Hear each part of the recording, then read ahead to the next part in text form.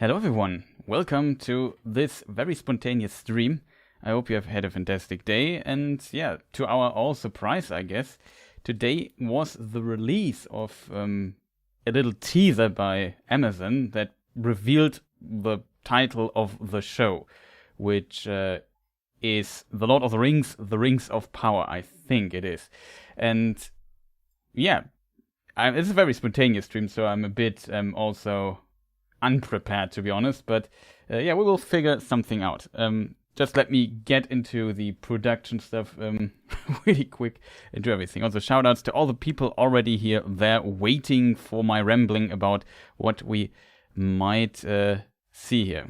Also, I love that Richard the Great, Chris Minutes cracks me up every time. Yeah, it's like my notorious way of having a very, yeah, let's call it stressed relationship with time, and I've a very bad feeling for time, and I'm always late, which is quite untypical for a German, I guess, but yeah, I'm always a bit late. So that's also why the timer never goes to 0, because there's always a bit of time left, and nobody knows how much time it is, because it's not a normal minute, it's Chris minutes. That could mean anything. But yeah, there's always this factor. Yeah, I also plan to make a live stream these days anyway, so it's kind of a good coincidence that they brought it out. I would have preferred maybe another day, so because currently I'm working on something else, but yeah, there's multiple things I should also mention. I think, or I'm pretty sure, because I already have had confirmation by Nerd of the Rings, that if I show the trailer to you with sound and stuff, this video might get claimed, so I don't want to go into that trouble, so we have to figure something out, which I need to set up in the background how we will do this. What I definitely did was, I downloaded the trailer already, so I can play it locally, which is maybe a bit easier, I guess. On the other side, YouTube would also be easier, because the controls of YouTube are a bit better, but whatever, we tried maybe locally. Maybe that works out better for us. But just, I have to set up all the production stuff. I had not the time to do this here in the background. I worked for quite some time on this very improved thumbnail you currently see. And yeah, we tried to go into them. This might have been a very stupid idea to just start the video, because I have the sound. Well, the sound is muted in the stream, so that should be okay, I guess. Also, how are people doing? Hope you had a good day so far. I see Fifi Trixie Hello, nice to see you. Iluvatara has spoken. Crash Bang, nice, welcome. Smoking Mirrors, some Richard was here. Tara, some familiar names I know from the comments and so on. Shut up. I just talked to the trailer. Okay. So I have the trailer. Now I have to bring the trailer somehow on screen and not get claimed at the same time. So this is basically what I need to do currently. So what we could do, I might have to show you the trailer in a version that has a reduced size. That might definitely help with YouTube stuff. We won't hear sound, which is also not that important. Though it might, okay, now that I think about it, I should use the YouTube stuff so we can activate subtitles, and you can, at least if you have no sound, hear what's going on the screen. So I just decided to do this a bit differently. But yeah, as said, the prep time for this was quite very limited when it comes to me. Okay, United States subtitles, sound is deactivated, that should work. So we can just watch it in small for a moment, maybe like this. I know it's not perfectly in the middle, that might be annoying for some people. I try to make it a bit better, maybe like this. Sorry if it's not perfectly centered, but yeah, we have to improvise here a little bit. And maybe let's just there's not much to be seen here anyway, but I can give you maybe some of my thoughts what happens anyway. For people wondering, there's a bit of music playing, and I assume it's Morgoth Clark, who most likely will play Galadriel, basically quoting 3 rings to the elves. The ring verse, that's the name. of it with excluding the text that is on the One Ring written. So, because that is probably not part of the show yet. But we will find out. Let me just hit play and we see what's going on. I also need to bring chat somewhere where I can read it. We'll see what's going on at the same time. Difficult. I hope video gets not claimed. Please, YouTube. Maybe we make it even a little bit smaller, because there's not much to see here anyway, right? Because making stuff smaller helps. We could even play it at a slower speed. That would be smart, I guess. Because YouTube has all these fancy features. So we play it at 0.5. So I have more time to talk. That's genius. Okay, chat, we got this. Let me just play it. If you want to see it, I post a link of this thing here in chat too. That would be also smart. So you can watch, maybe if you have on a computer, you can watch it along. It's on YouTube. It's also on Twitter and so on. So there is the link.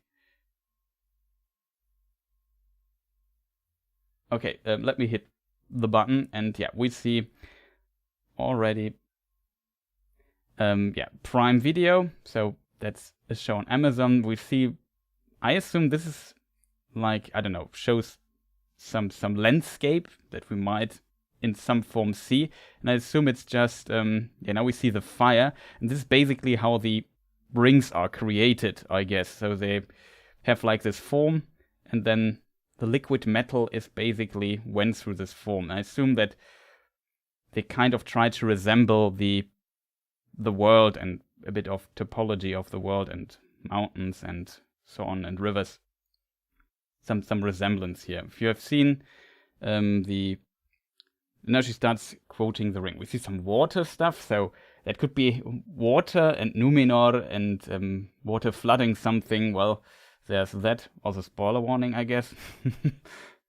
And and we see what is forged here at the end. This already looks a bit like a ring. And it is a ring. There's even a text on it, but now it zooms out and we get the title revelation. The Lord of the Rings, the Rings of Power. In German, Die Ringe der Macht. Which is, in my opinion, pretty cool title. We can watch it again. It's relatively short. And you could ask, what can we discuss here for such a long time? Well, we will find out in a moment. But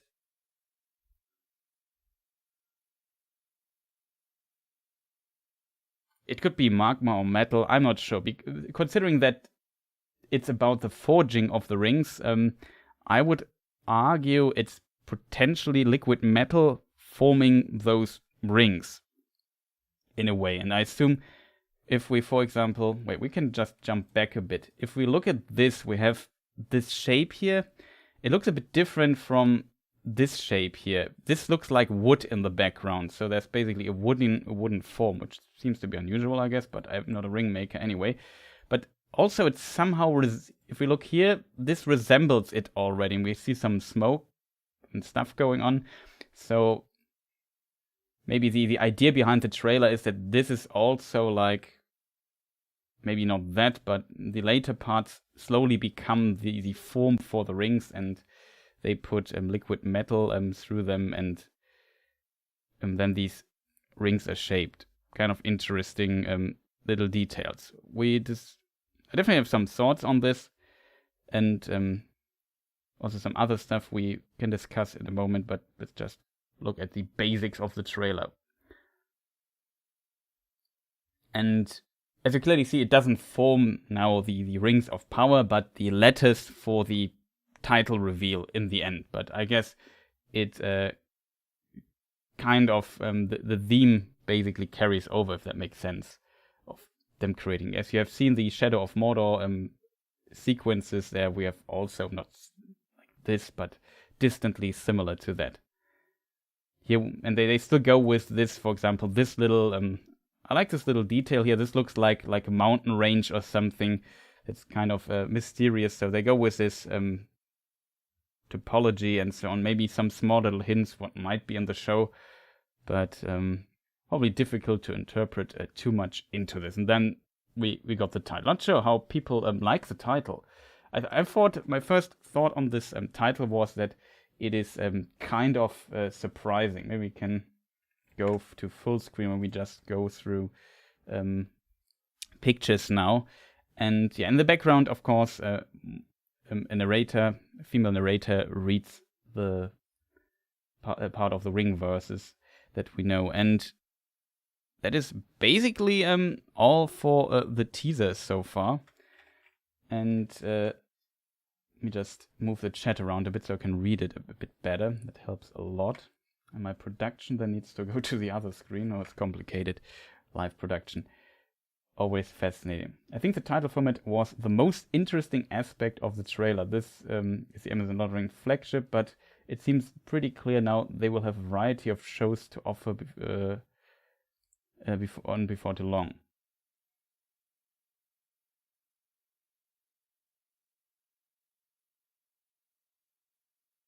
You kind of like the morphing in the logo. Yeah, I think it's a pretty nice effect for a little.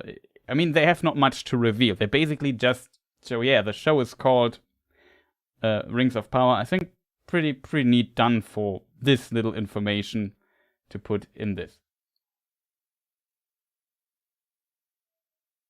Oh, also the Clueless Fangirl is here. Shoutouts to her. We also just recorded something together yesterday.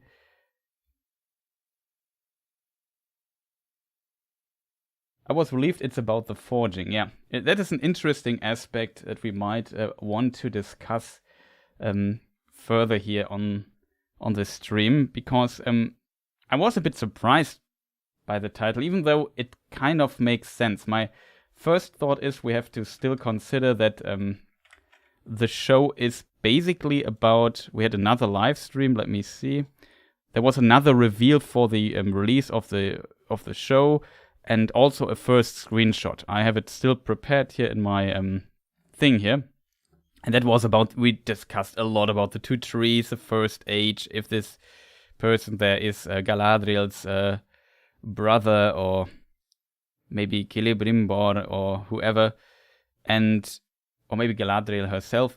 And we see what is the place we see in the background? Is it Tuna and so on? Wait, I have also the fantastic arrow that we sometimes use, so people know what I'm talking about. That, yeah, this city here might be a Tuna, not Tuna, Tirion on the hill Tuna. That's probably more correct.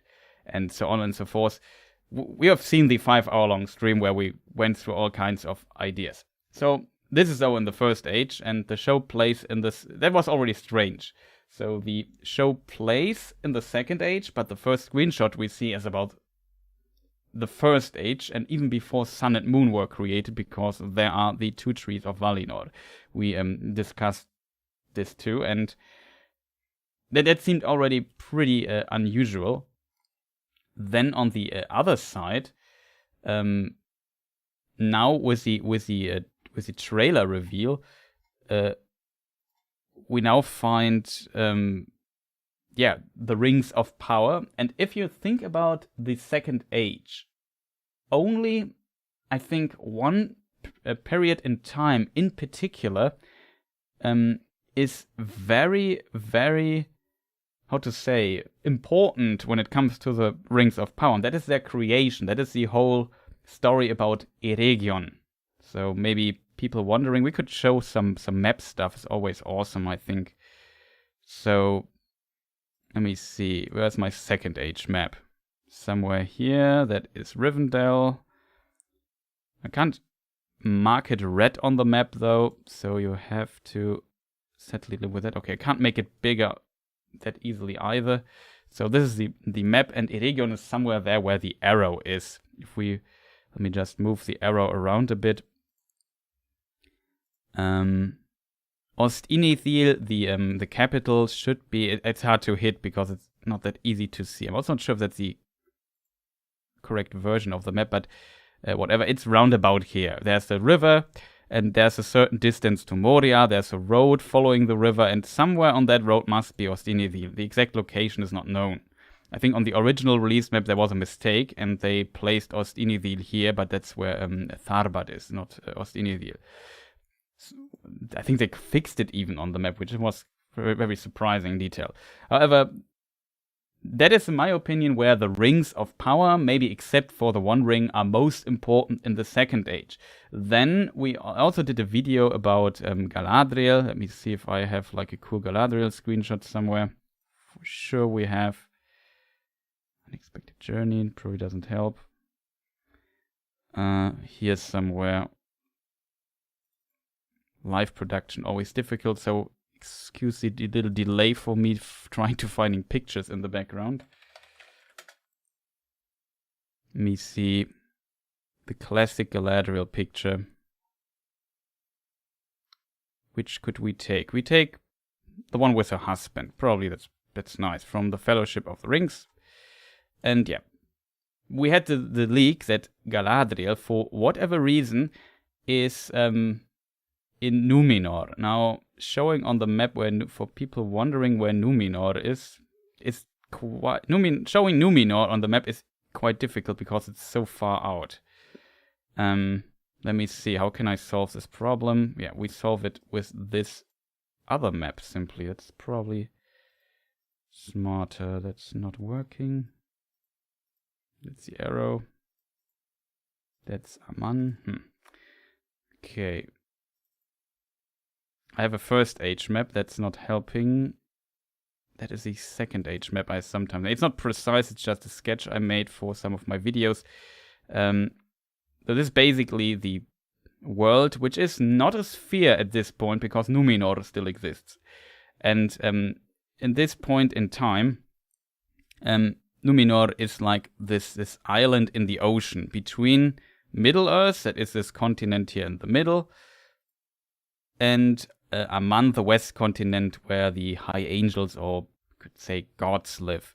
And yeah, men are not allowed to enter Aman, and some of the faithful men who helped in the War of Wrath, maybe I have a very awesome picture. Sadly, I don't have the name prepared, but I hope we'll still give the creator credit, which is Firat Solhan from Turkey. Interestingly, this is very awesome artwork of the War of Wrath, and sadly I don't have. You find the link to his gallery in the description, but I sadly don't have a little marker here prepared with his name on still. Forgot about that. And yeah, this was the War of Wrath at the end of the First Age, and those who fought against the first Dark Lord Morgoth, the master of Sauron, they got rewarded. The certain men, the Edain, got rewarded with this island here, and they could dwell on there and live on there. If you have maybe seen the talk on Voice of Geekdom's channel, we talked about Numenor for quite some time there, and mentioned also some of those details. And as a result, they lived there on for quite some time. And however, later on things went quite bad in Numenor. That had all kinds of reasons, and you could make very long videos about this, which probably would go a bit beyond the scope of the stream here to just recap, retell the complete story of Numenor. But there was like a leak that Galadriel would travel to Numenor, and that never happens in the books, and also at a very late point. It's not impossible that she could have not traveled there, though I think in her specific case it seems very unlikely that she ever did. However, there's also the mention of another character that we know from the films, at least from the intro of the films. Let me just see if I have the ability to change the film screen, the ability to show you Isildur on the screen really quick. It's very complicated to do this live, as you can probably imagine.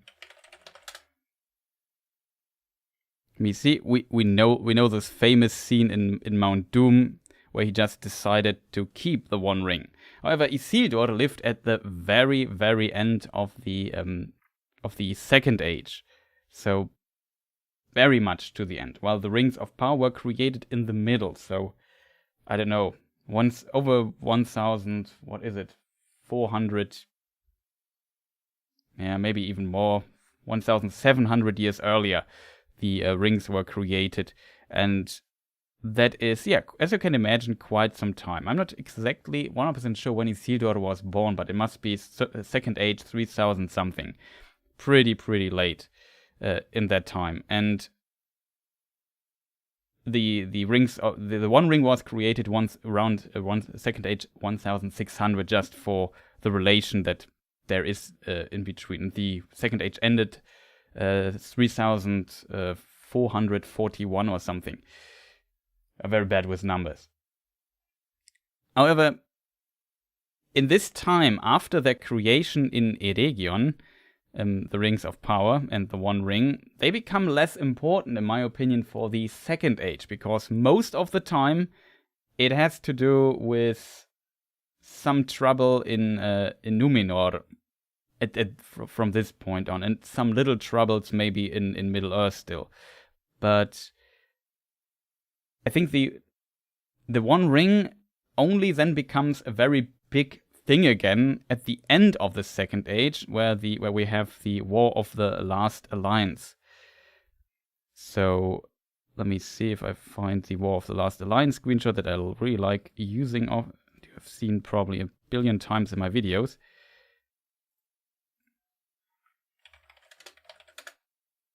Let me see if I find it really quick. It's also a very iconic one from the intro of Lord of the Rings. There it is. And there you see the Last Alliance. Here, Isildur cuts off the ring from Sauron's finger, the One Ring, and then Sauron has it no more. This is one of the biggest things. The One Ring is mentioned here and there again, and of course Sauron is very powerful. Having this One Ring, and for some time also the other rings, the Rings of Power. Let me see if I have a good picture of some of them. And he then gifts them, for example, to the dwarves. Like, accidentally found this screenshot really fast. Then the dwarves had 7, and he also gave, let me see if I can change this picture really quick to the other one. Probably it's here too. That's the other iconic one. And 9 to men, of course. 3 had the elves, but Sauron never got those rings back. Or not back, but stole them. It's a complicated story. However, if we now consider that the early leaks we had were mention Isildur, then it's kind of strange, at least a bit to me. That was my first thought when I saw the reveal of the title of the trailer here. My first thought was, wait, Rings of Power? So this implies the show is about the Rings of Power. But if we now go to Isildur, his early life is very, very, very, very little about the Rings of Power. The only time in his life when it becomes about one specific Ring of Power is after or during the War of the Last Alliance, and when he cuts off the One Ring of Sauron's finger. Let me see if we can find a good screenshot for that too, just to basically improve the production here a bit. I will also look in chat. Sorry if I'm very busy currently with looking at my production stuff. And then we might look if go through some comments in chat. Don't want to. One Ring. I think. Let me see. A very big database with images. Yeah, that's what happens. He cuts off Sauron's finger with a ring, and then it's his. He takes it for himself. That's basically the story, which is kind of unusual. I found a very interesting, or not my trusty moderator, Kierdan, shoutouts to him. He had an article posted to me. Probably you find it in others too. So I just use his source. This was from Mail Online, I think. Probably doesn't matter too much. And there was like a small interview with the showrunners. Let me just read it to you. So they said, this is a title that we imagine could live on the spine of a book next to John Ronald Reuel Tolkien's other classics. The Rings of Power unites all the major stories of Middle-earth's Second Age, the Forging of the Rings, the Rise of the Dark Lord Sauron, the epic tale of Numenor, and the last alliance of elves and men. And now audiences have only seen on screen the story of the One Ring, but before there was one, there were many, and we are excited to share the epic story of them all. So they basically, what is kind of interesting in the statement is, this is a title that we imagine could live on the spine of the book, of a book next to John Ronald Tolkien's classics. And it seems like they want a bit to expand on it and go through all kinds of stories. Though so far what we know from the leaks mainly focuses on the story of seems to focus on a very specific part. So the downfall of Numenor and the foundation of Gondor and Arnor in let me show it on the map really quick. So Gondor is down here. I can show you Minas Tirith, that is right next to Mordor. And now I moved the map, that's my mistake. And yeah, Arnor is, for example, the old capital of Arnor is Anumina. That's I think somewhere around here at a lake called Nenuyal. That's also where potentially Celebrian is born, just as a little side note. So let me just go through chat really quick and see what is going on there, because I felt like I'm not really up to date. But these were my initial thoughts I had, which is kind of interesting. Though I have to agree, if they, for example, would expand even into the early Third Age and talk about stories there, then the Rings of Power start to make a lot of sense again. We could also talk a bit about that at some point in the Lord of the Rings, in the Second Age, we find it in Appendix B, we also see the information that Tolkien talks about... Tolkien writes about the Nazgul appearing in Second Age 2251. And then also, maybe around this time, so the Rings of Power... The 9 Rings of Power had to be gifted to men much, much, much earlier. And for this to just simply work out, and some of them were Numenorians, and as a result had a very long lifespan. So they were probably gifted Second Age 2000 or something, 2100. Somewhere around this time, he probably started gifting the 9 rings. We don't know when he gifted the 7 rings to the dwarves. I'm currently working on a video discussing exactly this topic, so I'm a bit into that. We might discuss this in a moment. So let me just, I know people wrote a lot in chat, so let me just blitz through a bit what is going on in chat. I love that they didn't really rely on CG for the teaser. Gives me hope for the show. I guess they also just showed a bit of nice trickery with doing things. Fifi says her voice lacks gravitas. That was also always a fear I had a bit. I'm even not sure. Maybe somebody in chat knows if or can 100% confirm that this is the voice of Morgoth Clark. That is, maybe somebody knows. I don't know her voice very well. I've seen an interview with her some months ago.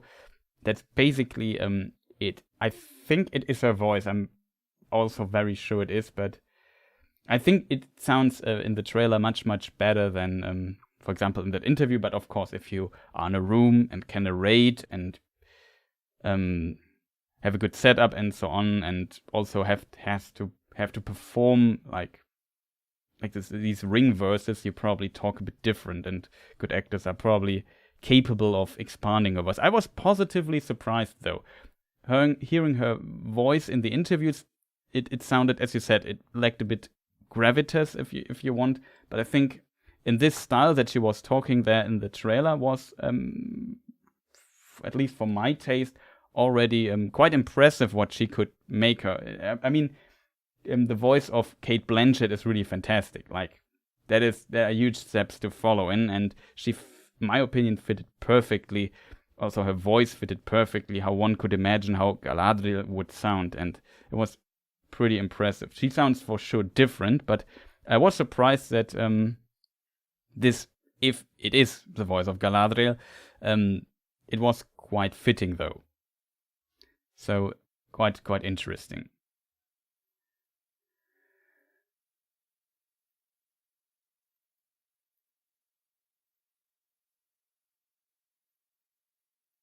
There's also some title reveals with other languages, which is also kind of funny on Twitter. Like the titles in other languages, like in German, I already mentioned it, Die Ringe der Macht, which is, in my opinion, pretty cool title. Let me see, I know I would have known it's real. Yeah. Everyone prepare. Chris will talk 7 hours. About a 30-second trailer. No, we won't go longer than 5 hours. I can already... I rule that out. But we might have some talking stuff. We could also talk about some other topics beyond the trail, because we have this. Also, Alex Shadowfax is there. Welcome, man. Nice to see you.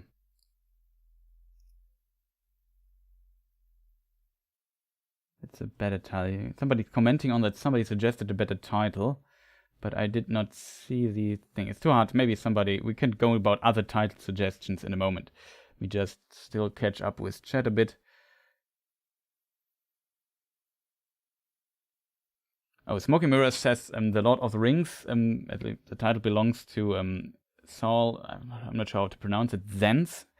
In Middle Earth Enterprises. Lawsuit is for sure. I think this is a professional big production. I'm pretty sure the trademark and right situation is pretty clear, and to my knowledge they are somehow also on board with this, but I'm not 100% sure. There were definitely, like, just the negotiation stuff alone took quite some time, so I can't imagine that they screw up this big in negotiations.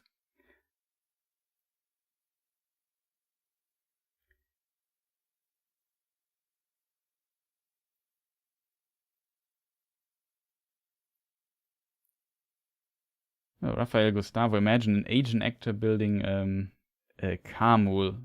The original Kamul is, for people not knowing, one of the few names we have for one of the Nazgul.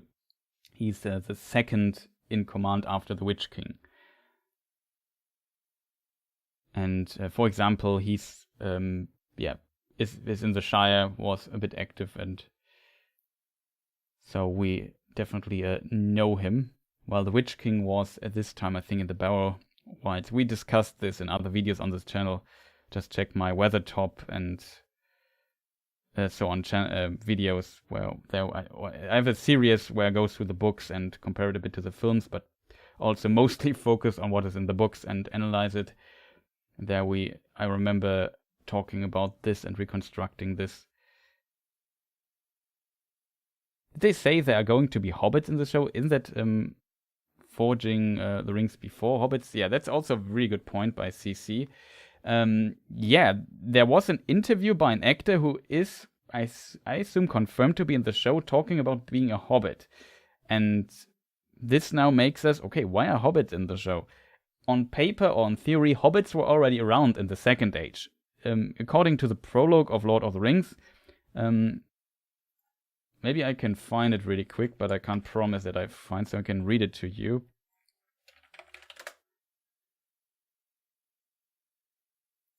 Forward.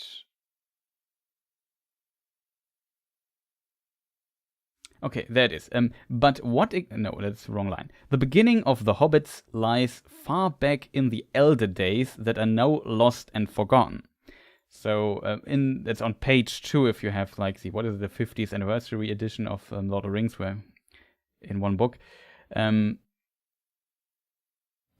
it's in the prologue, and the Elder Days is a synonym for the First Age, basically. And considering that hobbits are to some degree or are related to men somehow, we don't know exactly how, they probably must also come into existence if they already existed during the Elder Days.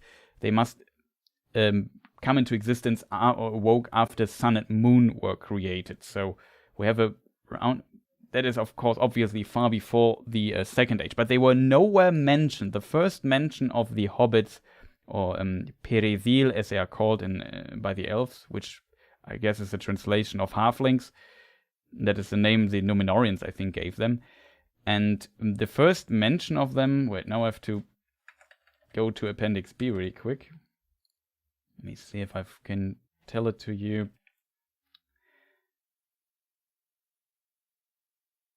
1000, oh, in the Second Age. It's in the Third Age. Yeah, it's 1050. That is also when a shadow falls on Greenwood. So Sauron returns after he lost his ring in the Battle of the Last Alliance. Yeah, the Periannas are first mentioned in records with the coming of the Harfoots to Eriador. So, yeah, the Harfoots are one of these three, let's call them breeds of hobbits. There are also the Fellowhides and the Harfoots. What was the name of the third breed though? Probably have to look it up. Currently my mind is blank a bit on that name. The Stuars, of course, yeah.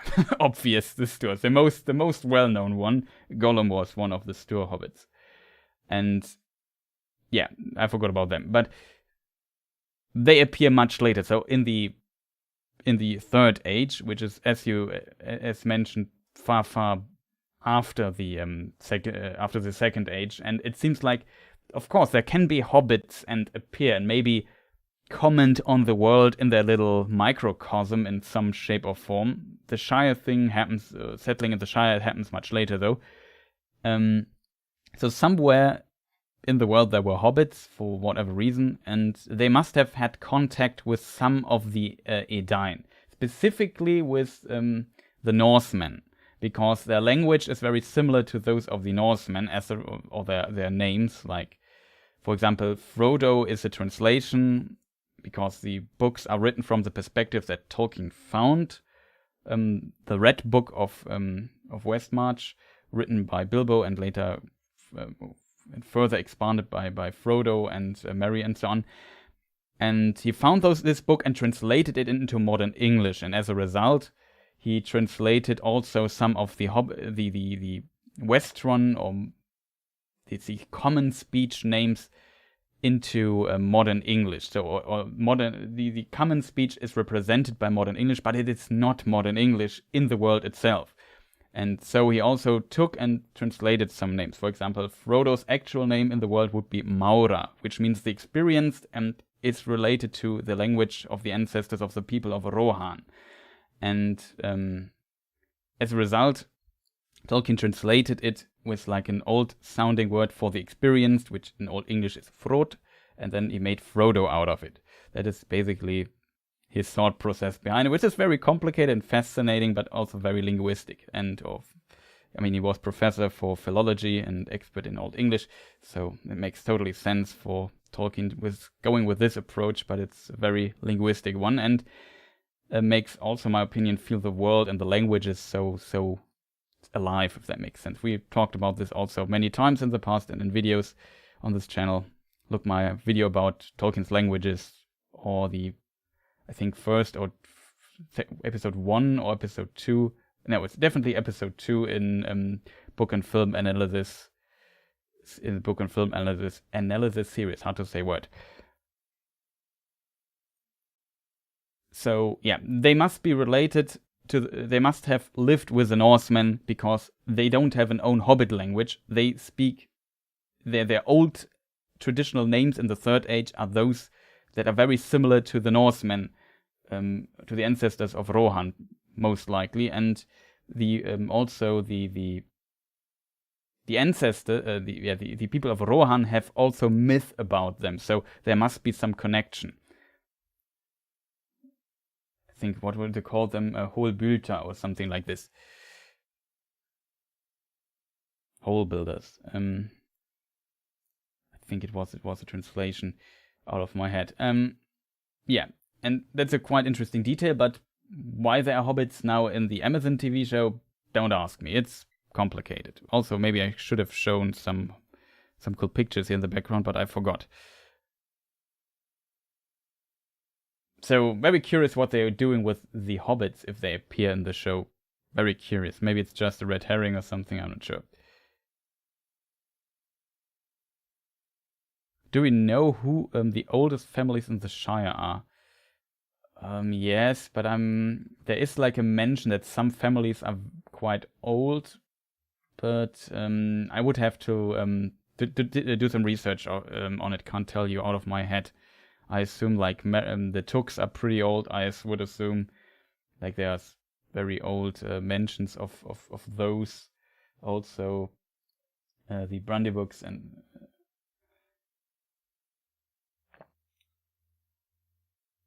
so Mary's family and so on.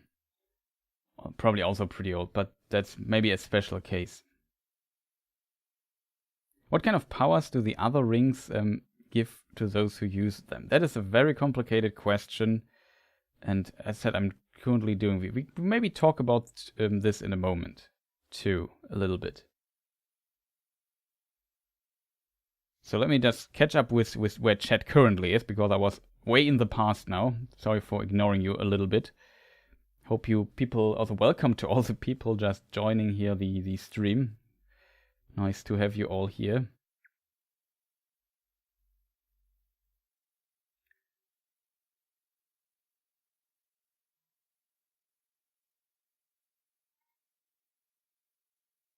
Okay, Canon Wright says, just saw the trailer and I really don't like it. Wanted to see more. I hope it does well, but the teaser I don't like. Yeah, it's just a name reveal. There's not much into it. Like we saw some themes maybe with the water going on there, flooding something, probably a hint at Numenor or something. I just read the article, so there for sure Numenor will play a role in all of this. Fairy tale, okay, has to go. See you. Looks awesome regardless, yeah. Do we know if there is someone passionate behind it? If not, then they surely... It's just a cash grab. Hard to say, because I don't know the people in person. It's difficult to say. They had as early on an advisor, they had Tom Shippey, but he's out of the project for unknown reasons to me. And he for sure is passionate about it, but he was just doing advising things there, and probably the show has to definitely go away a bit from the book chronology because it's difficult. The second age is a very long age, and it's at the same time an age with a lot of blank spaces. It's sometimes very difficult to reconstruct exactly what is going in the second age, though it is a kind of an interesting topic in of itself.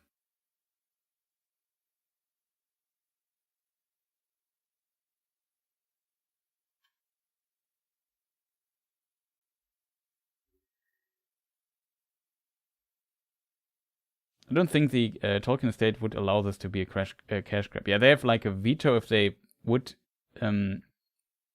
go beyond or past what is in the books too much, at least specific big points. They could just say, no, don't do that. It seems like there's like in the contract something like this going on, but don't ask me. Also, Simon says, I wish it was gonna cover the Silmarils instead of the boring rings. Yeah, that would be pretty cool, but who knows? If the show is successful, we might go there. Seeing maybe some stuff about the first age would be pretty awesome, but I guess that is still very far away. And the show just has to probably prove that it works. The creators have to prove that they are able to basically translate the very open second age lore that has a lot of possibilities and interpretation stuff, and so not interpretation stuff, but yeah, it is interpretation, to be honest. There are a lot of texts describing the same event, basically. Tolkien had different opinions on this, and then it becomes very hard to reconstruct what is now actually happening there. Galadriel is a very good example for a character and her husband, Celeborn, where so many different versions exist. At some point, after she leaves Eregion, it's almost impossible to reconstruct what she does next. And if in some versions she has, beside Celebrian, her daughter, also, I always say the name wrong, it's Celebrian to be precise, but in my mind it's difficult because the I is a long I, whatever. Yeah, and she has a son in addition named Amros, but in other versions Amros is the son of Amdir, another elf who was king of Lothlorien before and whatnot. It's complicated. In some versions her husband is a Teleri from Aman, in other versions he is a Sindar. In some versions it's not really known where he originally was from and so on. But yeah, it's quite difficult to cover this. Yeah, Middle-earth anthology series would be pretty awesome to just see everything. And maybe I somewhat imagine that this show could become something like this, that they maybe have certain aspects in the lore that they cover in one season. Like one season it's about the forging of the rings, one season is about the downfall of Numenor or whatever.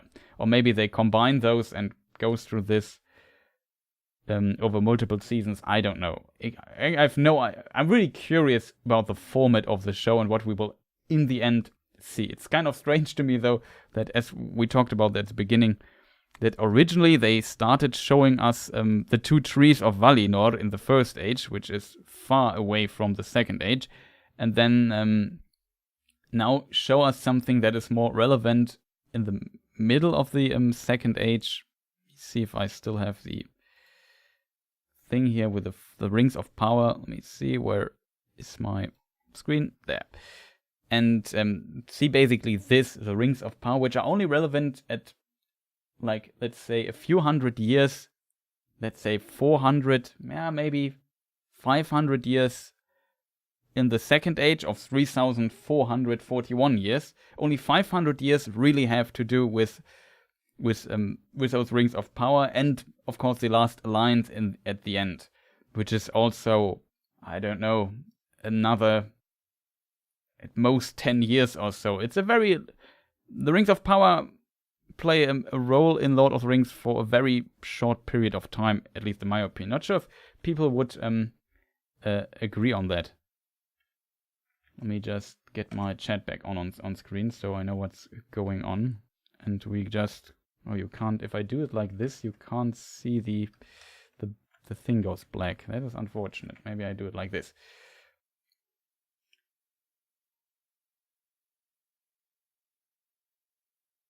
I would definitely bet they will go over Eärendil and their sons. Yeah, for quite a possibility. Because Elrond and Elros were born in the first age, and there may be a good transition from that point over, but also Galadriel was born the first age, also maybe a good transition point.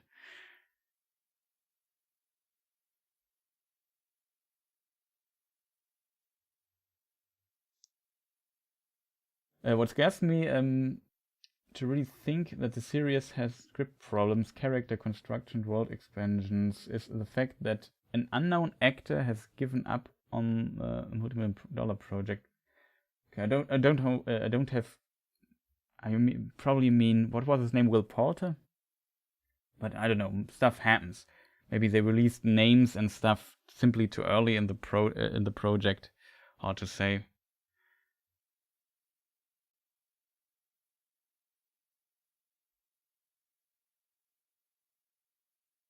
Season 4, Downfall of Numenor. Season 5, Last Alliance.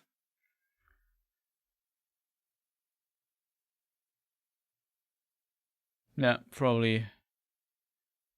Yeah, the Numenor stuff was before the Last Alliance, exactly.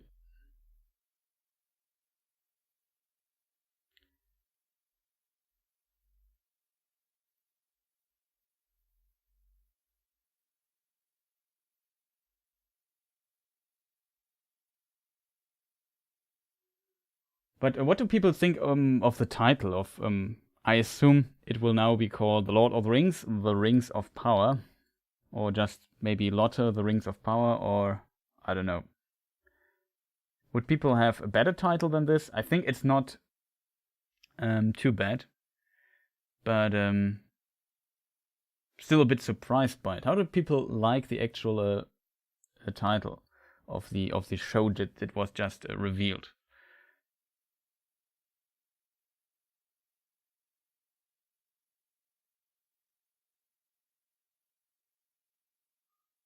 I mean, the problem with the structuring of the show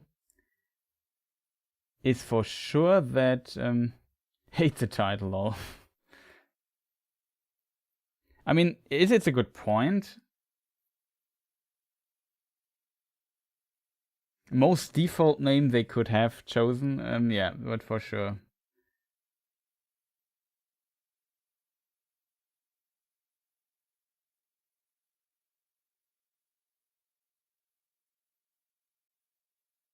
Hate is a strong word.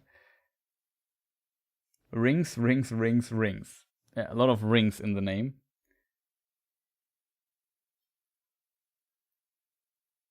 Had a nice ring to it to make the pun before somebody else makes him. Already saw like this meme on Twitter somewhere. I don't like the ring of it. I think that was kind of funny. I forgot what the context was though.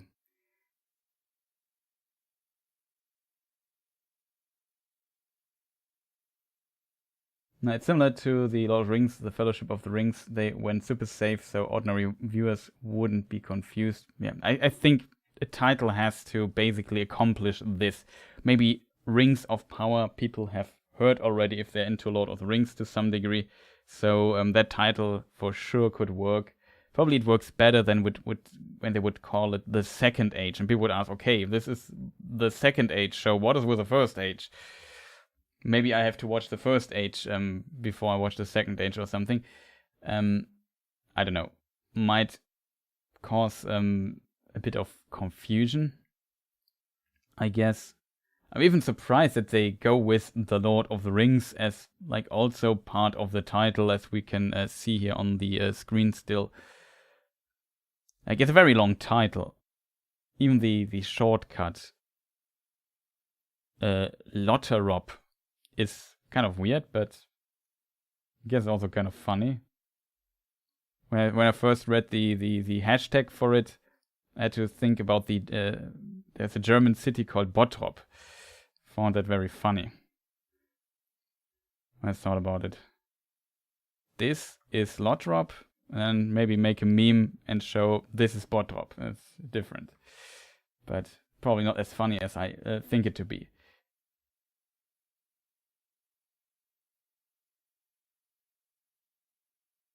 I wish it was called Beren and Luthien. That would be pretty awesome, but of course we already knew that they can't do First Age stuff. They don't have rights to the contents of the Silmarillion. They just can maybe explain it in flashbacks as far as we know.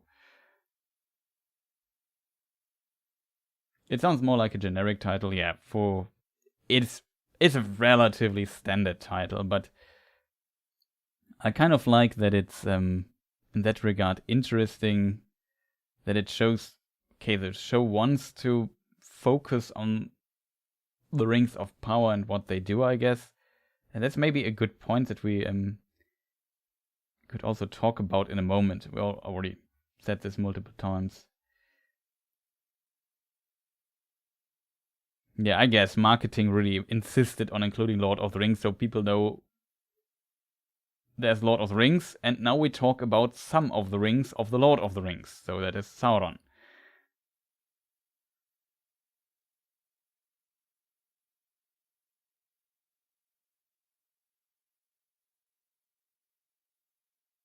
What is your favorite artistic representation of hobbits? Hildebrand Brothers, Nesmith, Bakshi, Rankin Bass. Oh, that's a difficult one, I think. The I think the Bakshi film. Am I mistaken? The Hobbit film. From when is it? 1977, I think it is, right? I already often told the story. That's by Ranking Best, though. The story that it was drawn in Japan by a studio called Topcraft, and some of the people of Topcraft would later found Studio Ghibli. And if you look at it, you definitely see a bit of Studio Ghibli aesthetic in the first Hobby movie, which I always found very, very interesting. And yeah, it's kind of interesting in that regard. But like when it comes to real film stuff, or to what do you call it in English? Like with not animated show. I'm so used to Peter Jackson's portrayal of hobbits and learned to like it, grew up with it in a way, but it's for sure different. I also like. Maybe I need a comparison. I can show you. Oh, if I do this, you just see a black screen. I always forget about this. Need to maybe switch to another picture. Maybe we should show you some hobbits. Oh, I have a better idea. We just go with Ted Nasmith, who also drew some hobbit stuff. I'm not sure if I find it fast enough though.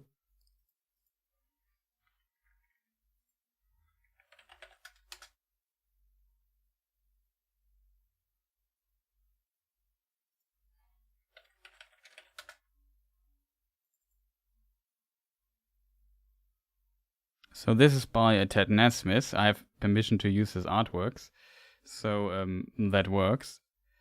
And yeah, I really like Nasmith's aesthetic too, but I think he more shines when he can draw landscapes and so on. But still, I also appreciate his works quite a lot.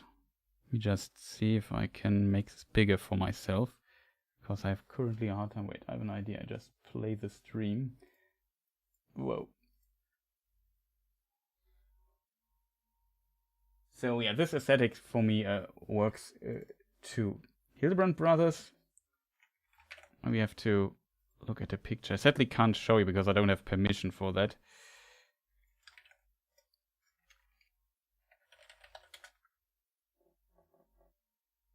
Yeah, that's also a very interesting one, I think.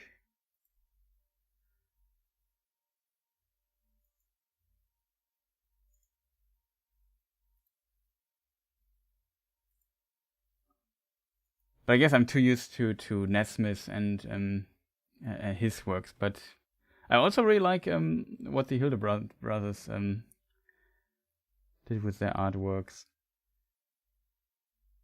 And Bakshi, let me just see Bakshi. Bakshi also did like Lord of the Rings stuff. Yeah, it was never. I guess it worked. It's kind of quite unusual film, but yeah, probably would maybe. It's hard to say. Would I prefer Bakshi or the Ranking Best aesthetic? I guess I go with the Ranking Best because simply it's related to Studio Ghibli in a weird way. But it also feels much more unique, if it makes sense. But it's not like the Bakshi is bad or anything. But it's just different. But if I have to say, I would say, yeah, Hildebrand and Nesmith, and of course, what Peter Jackson then later did with real actors and so on. Pretty interesting question. Not sure how people in chat feel about it.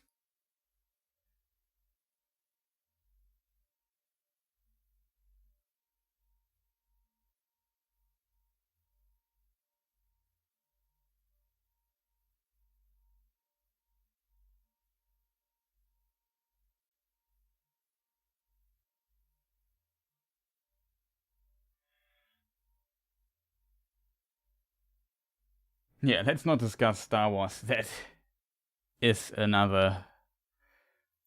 That's just a path to doom, I guess. Even though, I guess, I've not seen the current series stuff, so I can't also not really comment on it, but I heard at least Mandalorian and probably, what is it, Book of Boba Fett is pretty decent, so good. But let's not talk about the films, which I also don't, the sequel trilogy, which I absolutely dislike.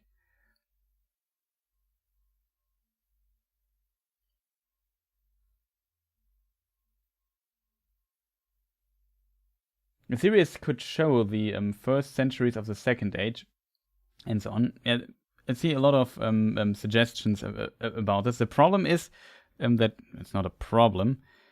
The problem that we have a little bit is that the show airs... Wait, where's the wrong picture? The show airs in September already.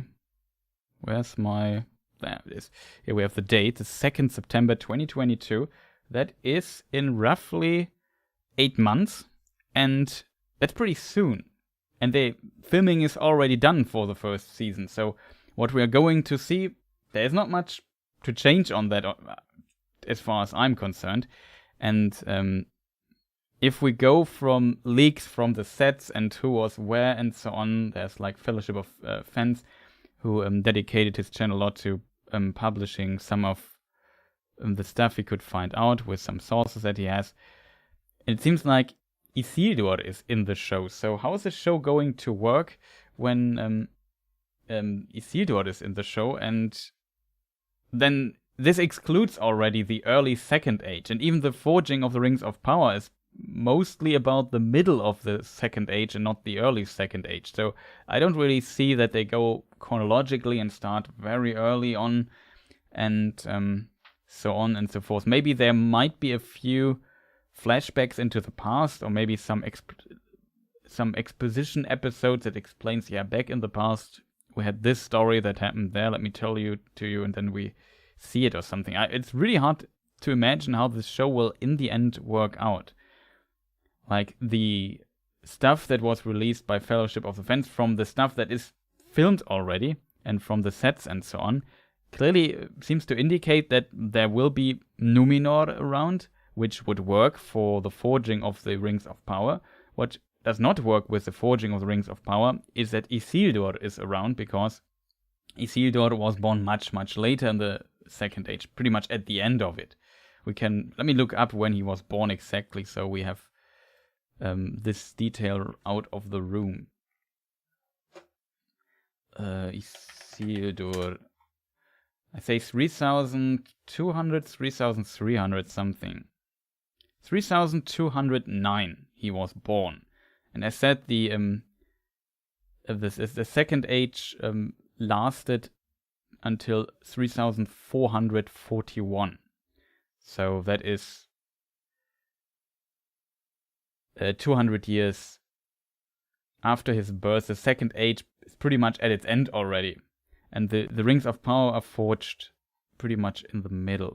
I have a fantastic thing that might help us here. I made this fancy timeline. I've seen it in some of my videos. So, yeah. So, here starts the Second Age. Let me see, you can see it. Here starts the Second Age, where the arrow is currently. Let me see, where's the other thing? Yeah. The Rings of Power are forged, I don't know, pretty hard to hit for me, but somewhere around here. And Isildur is born somewhere around here. So much, much later. And if he's in the show, that's kind of strange to me. Except they would just compress the timeline dramatically. That I find quite... not quite, I find it very unusual that they... I mean, that is a problem for a show like this, because Isildur and is a human being, and he, even though he's one of the Dunedain, he lives for a couple of 100 years. I think he died age 234, so was quite old. Let me see how long his father lived. No, his father was also slain. Amandil didn't... Okay, we probably need to go back to his... Do we know who the father of Amandil is? Oh, Numendil, but we don't know. Doesn't help. Let's go with his son, then. Son is probably the easiest to see. I think his son was not slain. That is Manaldil. How long did he live? He lived for 260 years, so he was also pretty late in his life cycle. Like the first king of Numenor, Elros lived for like 400, I think even 500 years. Let me just double check. So the early kings lived very long. 500 years was his lifelong. Elros or Tar Miniatur.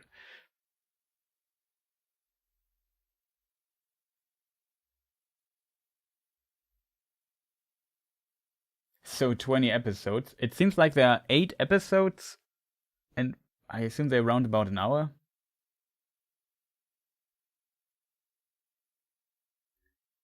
Trixibel is angry that they might rush it and cram everything into 8 episodes. Yeah, potentially possible, but there are multiple seasons and so on. Really hard to say.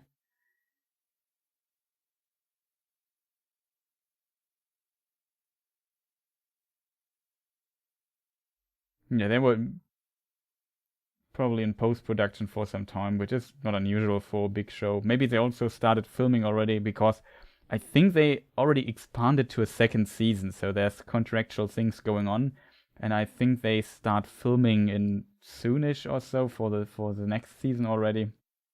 Really hard to say what is going on, but from the leaked information we currently have, it seems like Isildur is in this, and there's also the mention of Tamiriel, which I have not a really good picture of. Well, it's basically a spoiler picture if you want. By Ted Nesmith. And this woman there at the rock at the right side, looking at the wave, that is Tamiriel. Shortly before her death, though. So, yeah. There's that. She's also mentioned to be in the show, it seems. And, yeah, she lived pretty late in the... She lived at the... Yeah, she's probably a bit older than Isildur. Not sure when she was born exactly. Yeah, she is around 80 years older. Yeah, maybe 90 years older than Isildur.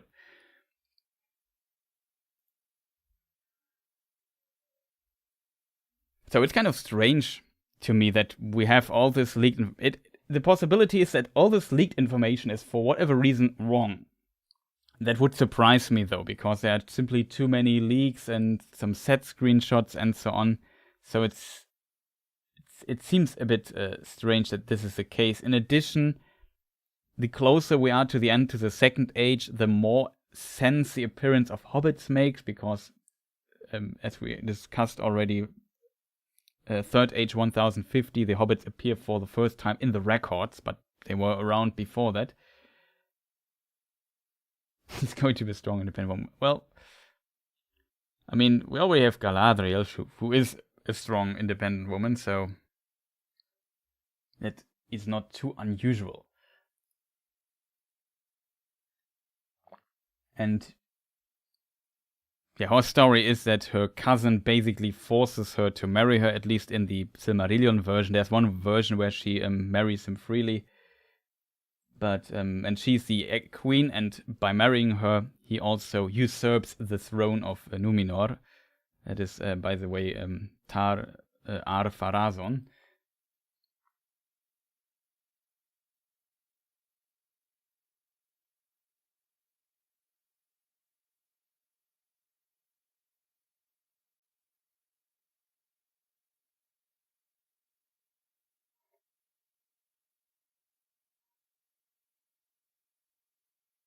It's all a bit too hard to spot. Yeah, that's one of the strangest revelations or leaks we got, that hobbits are on the show, but we discussed this. So there was a question quite a while back. I hope the user is still there. And let me just see. Filming was 6 weeks in 2020, stopped due to pandemic, started in October 2020 and ended August last year for season 1. Yeah. So that is the stuff we got, and as said, so far it doesn't seem like they would start with early stuff in the Second Age or with Elros or something. We have no information about this, but heard about Miriel and Isildur instead, which seems to me very, very strange. Not gonna lie. I'm not a big fan of Galadriel anyway. I think there are a lot of Galadriel fans out there. So, but yeah. She will, I assume, definitely play a role in the series.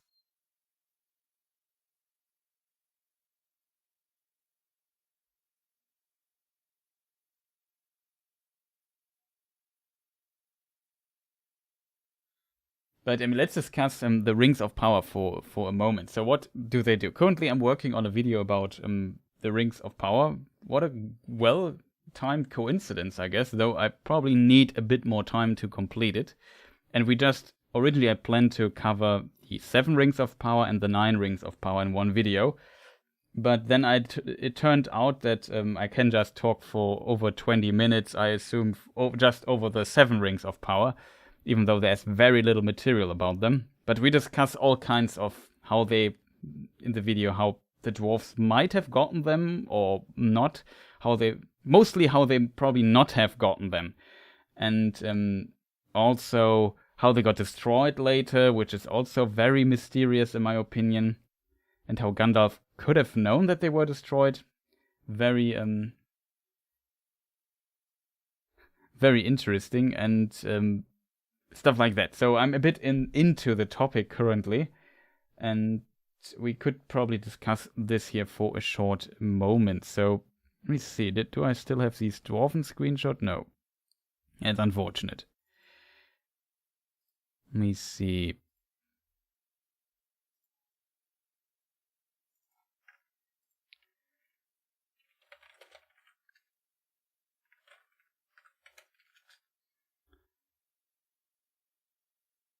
So we have these 7 Dwarven Rings of Power. They're these here. And it's really hard to say. So somebody asked, what do these rings actually do? It's in of itself a very good question. So the basic idea behind these rings is that, let me see if I can also show you the 9 rings again.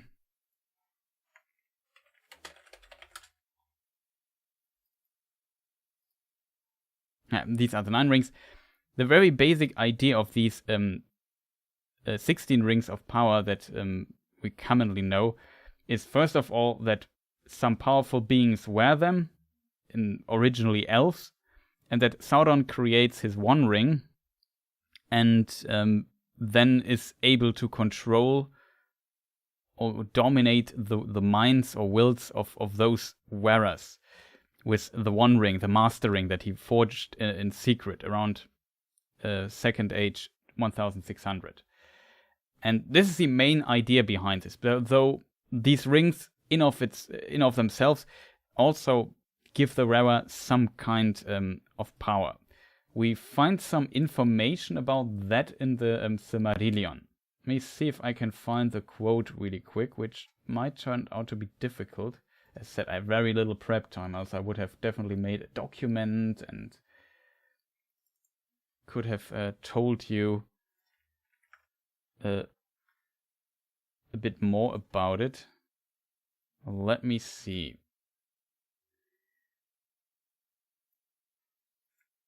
Where could I have stored the information I need for that?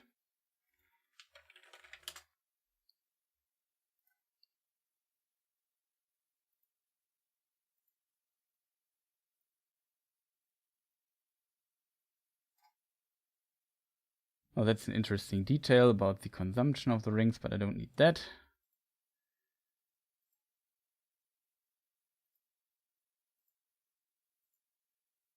Of course, I don't find it as fast as I would hoped I would find it.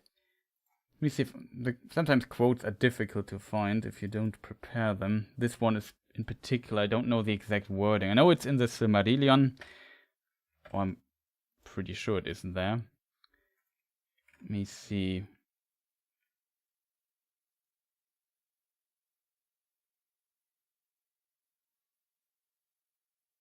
It should be in the chapter, the Rings of Power and the Third Age. But just blitzing through all of this live is not that easy. You can probably imagine. Maybe somebody can post a quote if you have it in your mind. There's a quote basically that explains a bit the process of it prolonged their life. Must be. I think I found it. Those who used the 9 rings became mighty in their day. Kings, sorcerers, and warriors of old. They obtained glory and great wealth, yet it turned to their undoing. They had, as it seemed, unending life, yet life became unendurable to them. They could walk if they would. Unseen by all eyes in the world beneath the sun, and they could see things in the world invisible to mortal men. But too often they beheld only the phantoms and delusions of Sauron. And one by one, sooner or later, according to their native strength and to the good or evil of their wills in the beginning, they fell under the thraldom of the ring that they bore and under the dominion of the one which was Sauron's. And they became forever invisible, save to him that wore the ruling ring, and they entered into the realm of shadows. The Nazgul were they, the ring race, the enemy's most terrible servants. Darkness went with them, and they cried with their voices of death. Pretty epic passage in the Silmarillion. As said, it is in the pretty much at the beginning of the first few pages of the Rings of Power and the Third Age. And yeah, this basically describes already, or gives us some hints at what those rings do. So the rings, or what we read here, and also if we look at, for example, the Nazgul, we know they are basically always invisible. They wear, for example, these cloaks so that they could somewhat interact better with mortal men here and there. There's like some hints, I think, in the Unfinished Tales that mean this. And with this, they also are less scary. So it's basically like a way, okay, we need to find the one ring. So in the Third Age, at the end of the Third Age, during the Lord of the Rings, we need to find the ring and maybe have to ask if somebody has heard or seen somebody. So for us to be less scary to mortal men, because usually we have like this aura of fear. It's also here mentioned here. Darkness went with them, and they cried in the voices of death, and so on. So yeah, they usually had like this aura of death, of fear around them, and people would not really talk to them. So they had to disguise themselves a bit using those cloaks, else they would be completely invisible for the eye of mortal men. Only like Glorfindel or Gandalf could probably see them in this other form, because they can see what is called the unseen. I made a video about this at some point called Who Can See the Unseen, I called the video. And no one could beat my Nazgul scream.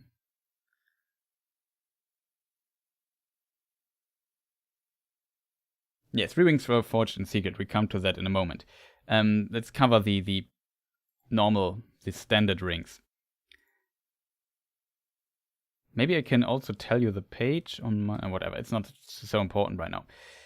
So that is what those rings. The implication is that they're invisible, and we also had the word here. Let me see. They could walk if they would unseen, so this ring would make them invisible, or, as I would phrase better, move them into the world, or in the unseen aspect of the world. There's a seen, the physical world, and there's also an unseen world, sometimes also called the race world, in Tolkien's universe. And it seems like they could move there, and they could also see it, but too often they beheld, no, wrong line, if they would unseen all eyes beneath and they could see things in the worlds invisible to mortal men. So what mortal men can't see the unseen, but they could with the help of those rings. And seeing the unseen already gives you some advantage. For example, there's also the mention that Glorfindel, when he looks at the barrow blade, not the barrow blade, the Morgul knife that Frodo was stabbed with, he could see writings or letters on it, and the others could not see it. Let me see if I can find it. It should be written in the chapter Flight to the Fort, if I'm not mistaken. We talked about this in the video too. And who is Glorfindel? There's a video on my channel too, in case you're interested. Fantastic video, by the way. Really proud of it.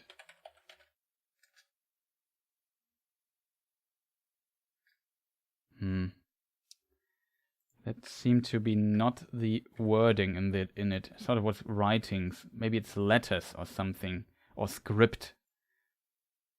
But sometimes it's so hard to remember the exact phrases. If I can remember, it's often easier to find.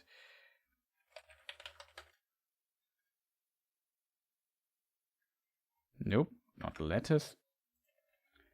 Maybe it's something.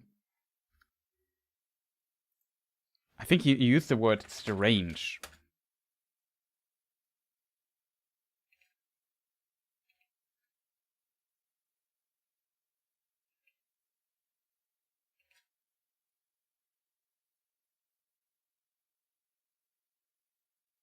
No, I can't find it. Sadly, but maybe somebody knows. He could see it there. And Gandalf also comments on this, that those lords potentially born in Aman and have seen the lights of the trees, he doesn't say it this explicitly, but hints at it, could see both the seen and the unseen world.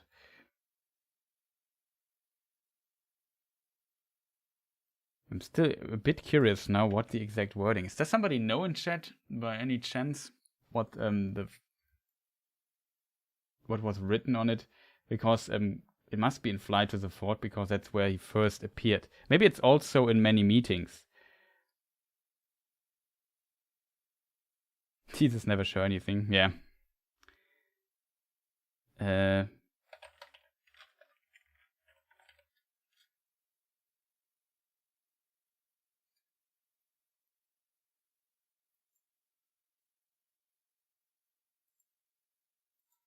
Okay, that has not worked too well. I hoped I would have found it by now.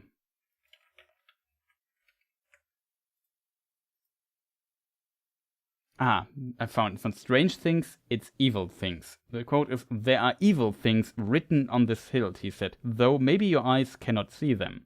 So there are multiple hints throughout Lord of the Rings that hint at that also there's an unseen aspect, and it seems they could walk if they would unseen by all eyes in the world beneath the sun, and they could see things in the world invisible to mortal men. And yeah, so this is one aspect of it. But often, that is also an interesting detail, but too often they beheld only the phantoms and delusions of Sauron. So it also established some kind of connection to the Dark Lord, who, when he wears the One Ring, there might be some, you could call it, telepathic communication going on there, in a way, or distant magical communication of the mind. And through this, they slowly became deceived by Sauron and dominated by Sauron, or their wills dominated in the end they lost their own will and basically were only puppets of Sauron, if you want, and would only do what Sauron wanted from them, and lost all their humanity. That is definitely an aspect of those rings too. However, for this to happen, the Master Ring must exist. In the beginning of this quote I just wrote, we can also read the 9 became mighty in their day, kings, sorcerers, and warriors of old. So some of them might have become they enhanced their, I don't know, abilities in a way that helped them to become exactly this, like kings, sorcerers, and warriors. Just getting invisible, the ability to say if they would, they could, unseen by all eyes in this world beneath the sun, be unseen. And this is already very powerful if you, like a ruler or something, you could just spy on your enemies and find out their secrets and so on. That is a very powerful thing in of itself. So, but it's of course not the only ability of those rings of power.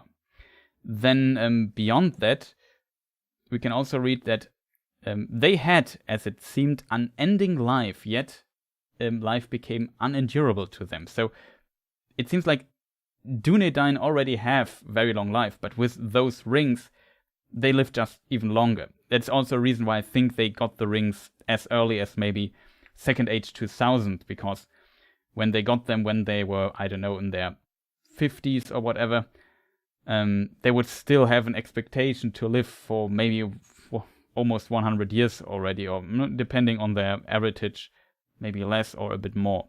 So to even notice that they seem to have unending life, they probably have to live even a bit longer than that, and potentially also not age or something, but difficult to say. However, there's a problem with it. Life became unendurable to them, so there seems to be some change that tormented them in a way. That is also part of those rings. And then there's one very interesting point to all of this, and one by one, sooner or later, according to their native strengths. So there's also like some relation to their native strengths and to the good or evil of their wills. In the beginning, they fell under the thraldom. So somehow these rings try to subdue their native strengths and strengths of will and their good, or maybe also their evil in them, and bring them under full thraldom of Sauron. That is also a little interesting detail in the end. And then they transformed into these Nazgul, into these ring rays with it. And that is part of the ring. This is true for men, though. On the other side, we have the dwarves. And the dwarves, there the text reads a bit different. So give me a moment to maybe find the dwarf text. So the dwarves, what does a ring for the dwarves? Basically nothing, except they get a bit more greedy. The problem is I need to find that quote now, and that might take a moment because I don't know I also don't remember the exact wording there. Let me see. Maybe if I search for this quote here in the in my quote list, and just go with the theory that in my in case you're curious about all of this, maybe check my Who is Elrond and the Second Age video. There basically everything is explained in detail.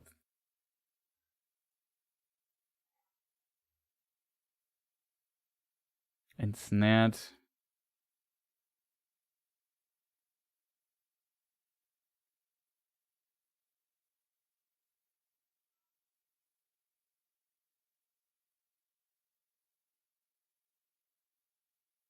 Okay, we're getting closer. Yeah, I found it. It is also mentioned in the, not in the Silmarillion, but in the other thing. But there's a small detail I just wanted to mention. There's also, like, if we come back to the Nazgul really quick, there's like a mention. One of them we already mentioned. It's Khamul, the Eastling, or Khamul. It's difficult to say how it's actually pronounced. And we know him, and he was also known as the, I think, Black Easterling. So we know that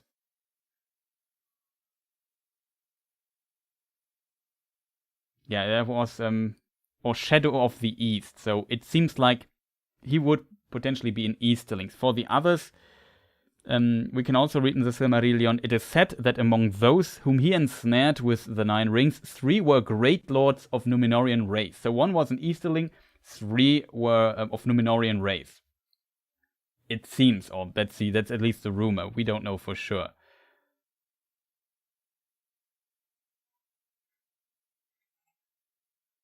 Let me see if there's other information about this.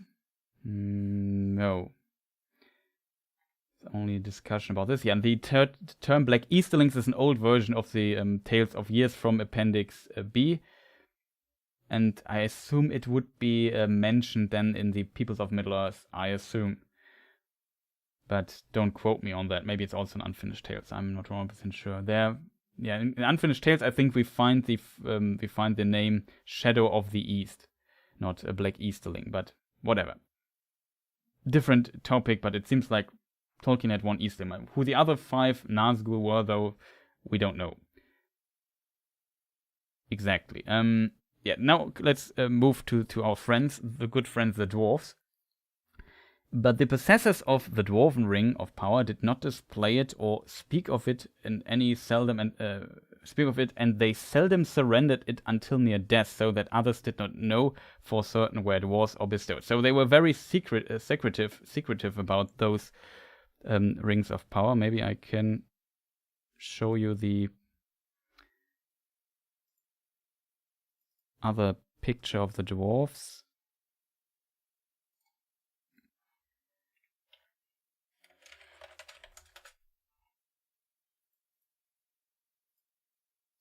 These dudes here, and secretive about it. What it does to the dwarves, also we find it, I said in the in appendix, in appendix A of the Lord of the Rings.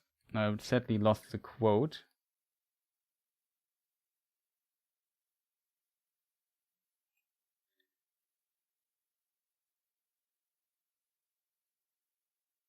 Let me see. Second reach.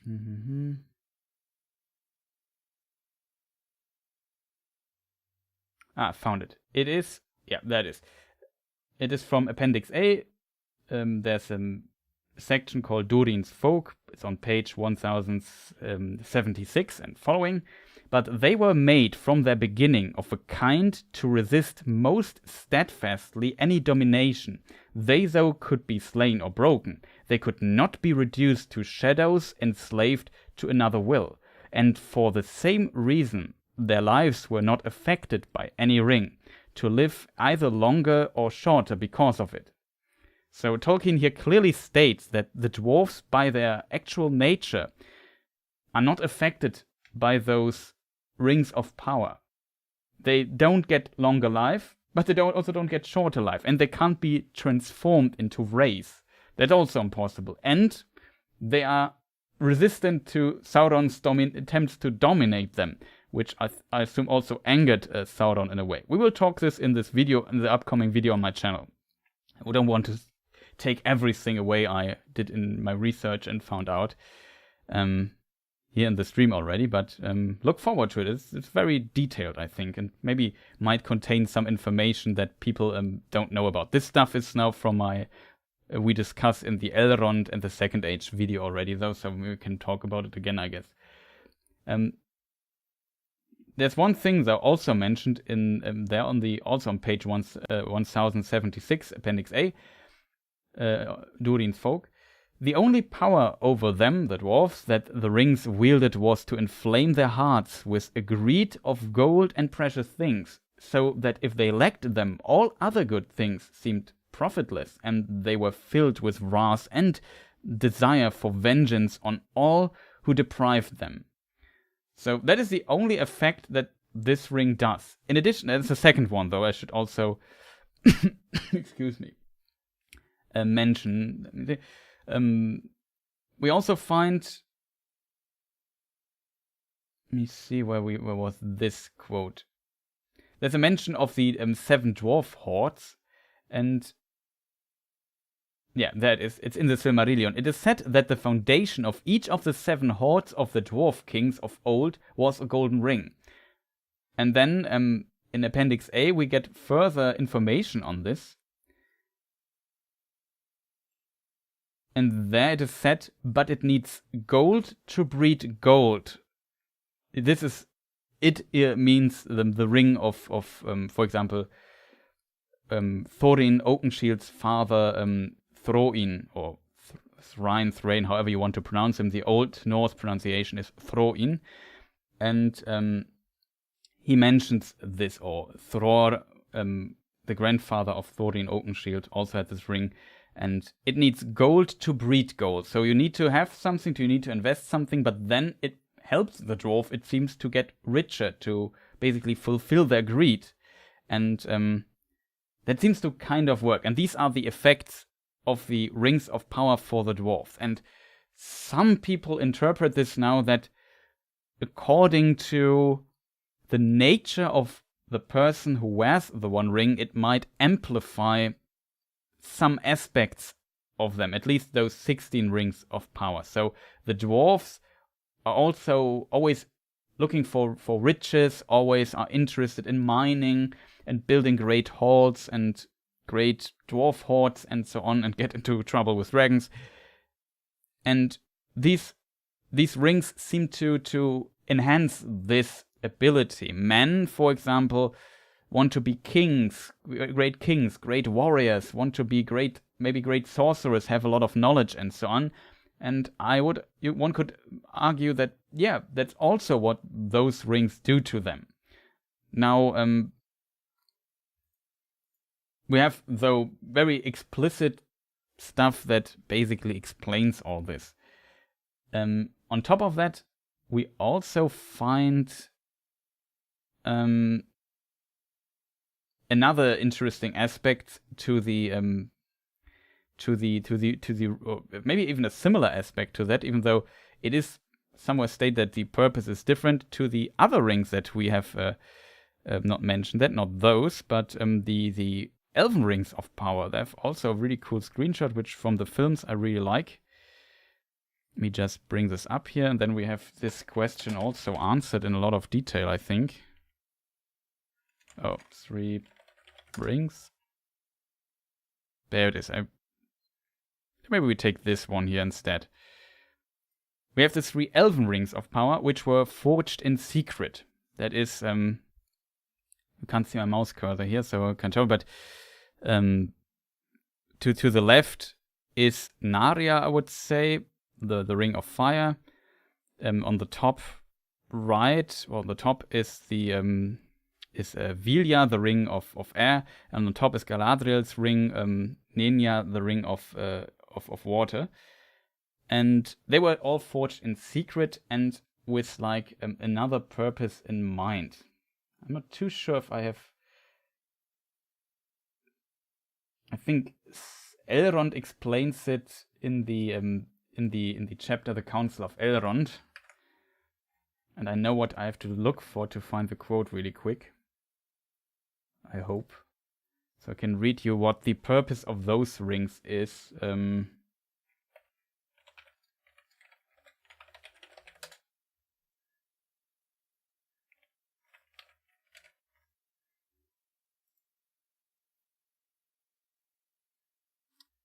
So the context is that that I think it is Glóin, the father of Gimli, who is also in the council. He says, "When will the day come of our revenge? But still there are the 3. What of the 3 rings of the elves? Very mighty rings, it is said. Do not the elf lords keep them? Yet they were 2 made by the Dark Lord long ago. And are they idle? I see elf lords here, will they not say?" And then Elrond explains a bit about these rings. The 3 were not made by Sauron, nor did he ever touch them. So it's the answer of Elrond, I should say. Never touch, nor did he. Let me read again. The 3 were not made by Sauron, nor did he ever touch them. But of them it is not permitted to speak. So much only in this hour of doubt I may now say They are not idle, but they were not made as weapons of war or conquest. That is not their power. Those who made them did not desire strength or domination or hoarded wealth, but understanding, making and healing, to preserve all things unstained. These things the elves of Middle-earth have in some measure gained, though with sorrow. So, let's see if the next passage is also interesting. Yeah, maybe it is. But all that has been wrought by those who wield the three will turn to their undoing, and their minds and hearts will become revealed to Sauron if he regains the one. It would be better if the three had never been. That is his purpose. So, Elrond explains here basically very elvish things, if you want. So the power of them is a bit different. If we just even it is very iconic that the things I just explained just fit very well to the answer of Elrond that he's giving here. But they're not made as weapons of war. So we had the Great Warrior.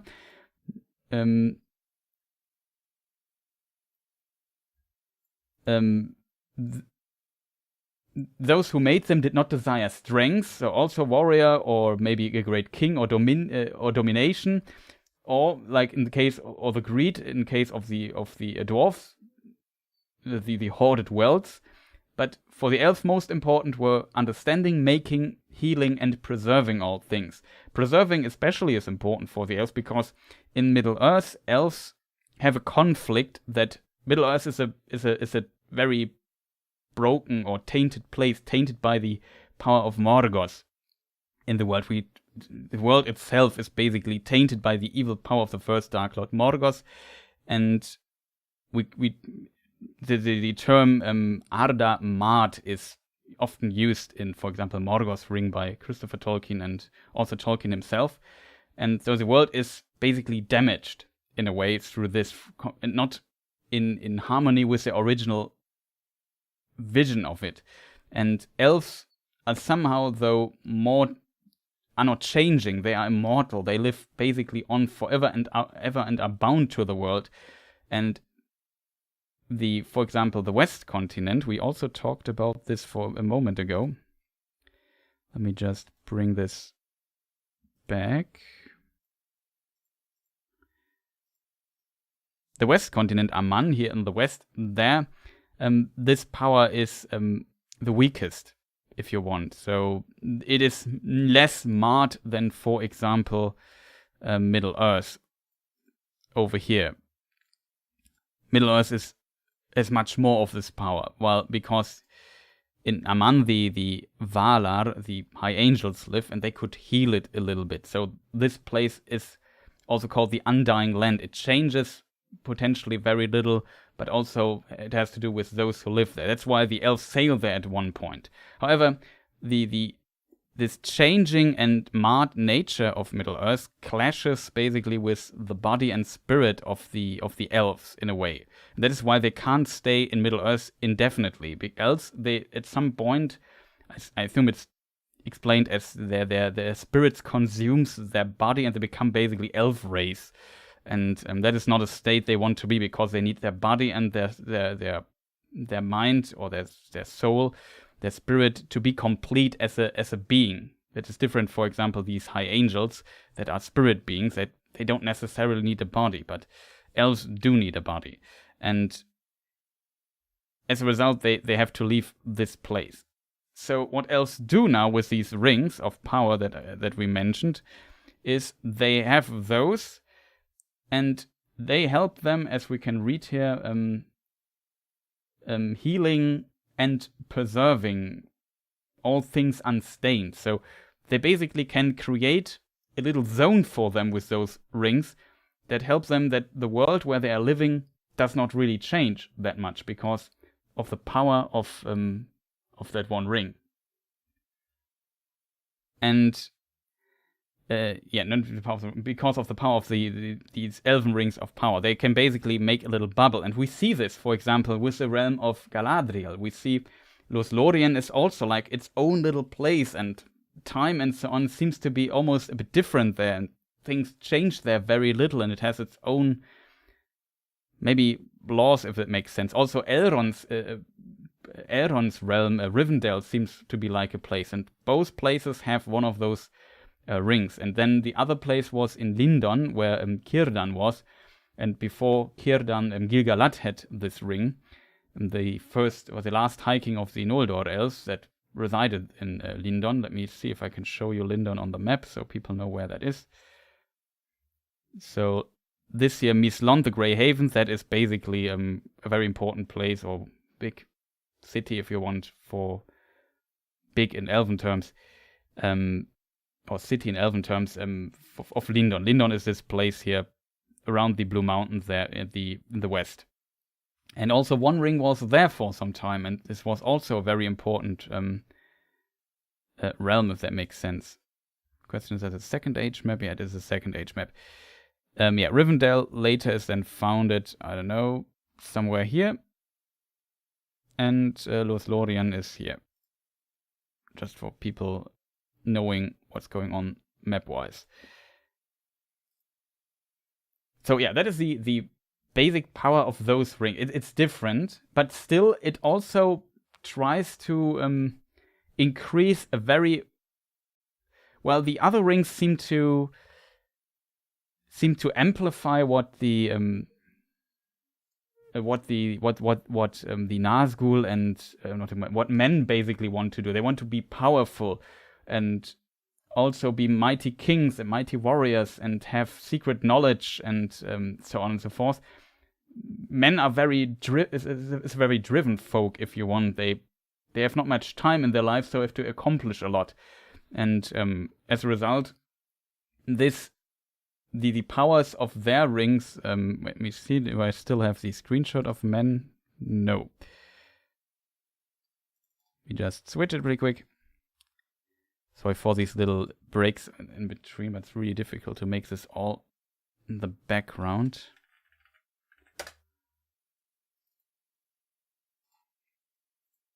So their power is seems to be more fitting. Of those rings seem to do more like this. It's maybe possible that the Elven rings are just stronger, but their design and concept is basically the same. But it's just more Elven, if that makes sense. And for the Dwarfs, of course, we also mentioned that a moment ago. There it is much more about their hoarding of minerals and wealth and so on. And as a result, this is a bit different. This is, of course, there again a bit different. But that is not what these rings, the Elven rings, are for. They are for understanding, making, and healing, to preserve all things unstained. That is basically the power of those rings. To answer this question in a lot of detail. So let's see what's going on in chat. Also, I see the Red Book is there. Nice to see you. Shoutouts to the Red Book. Also, fantastic YouTube channel. Does lore content. Can just fully recommend him. Always nice to have him in chat.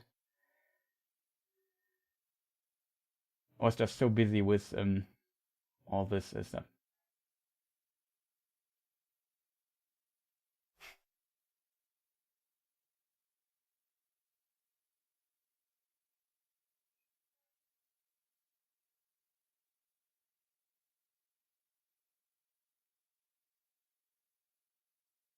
The answer would be less technical and more philosophical.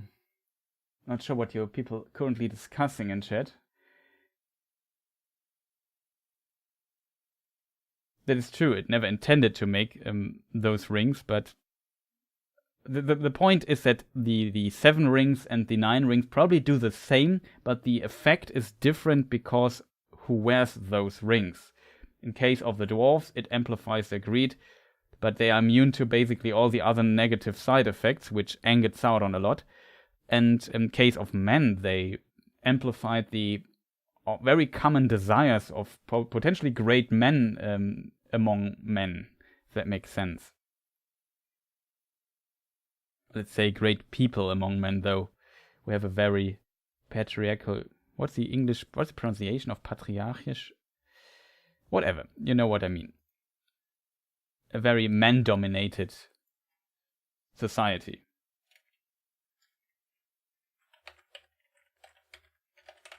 Sometimes it's really difficult to get the pronunciation in my head right.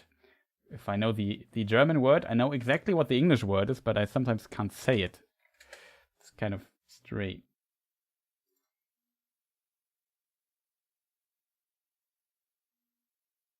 Is it patriarchic, I think should be the pronunciation. Just listen to it in the Cambridge Dictionary.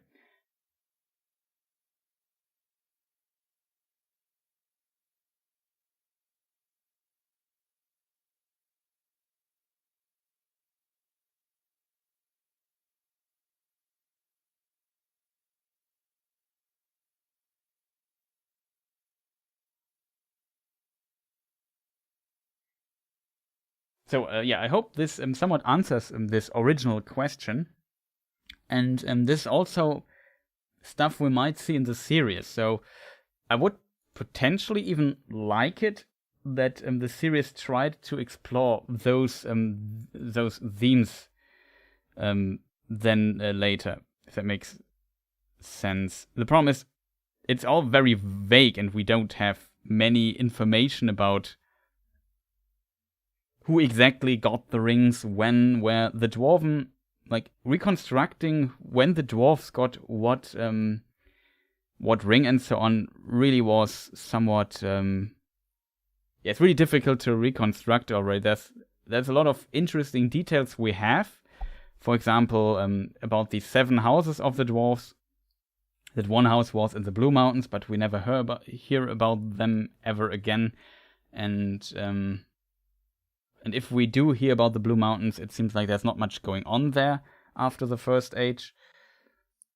In addition, we know that some rings, there had to be some contact between Sauron and the elves to get those rings, or a messenger of Sauron and so on, to get those rings, and he somehow could have even managed to get one ring to Durian's folk.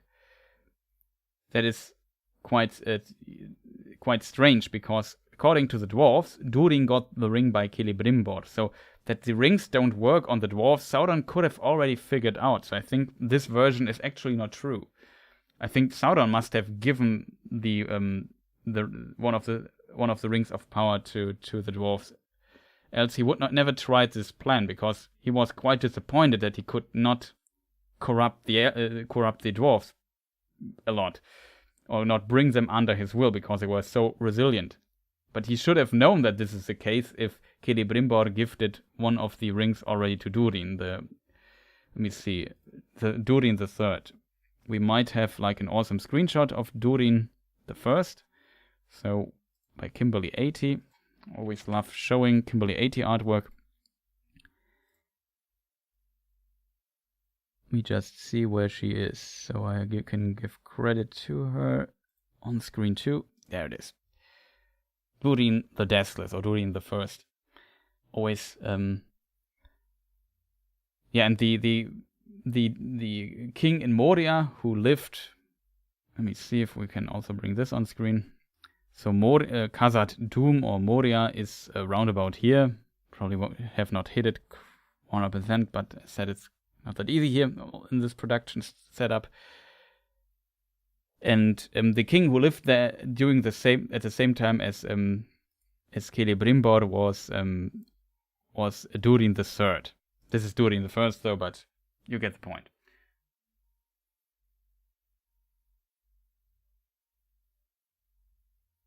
So how long are we streaming, by the way? Because I have no feeling for time. We are already 2 hours.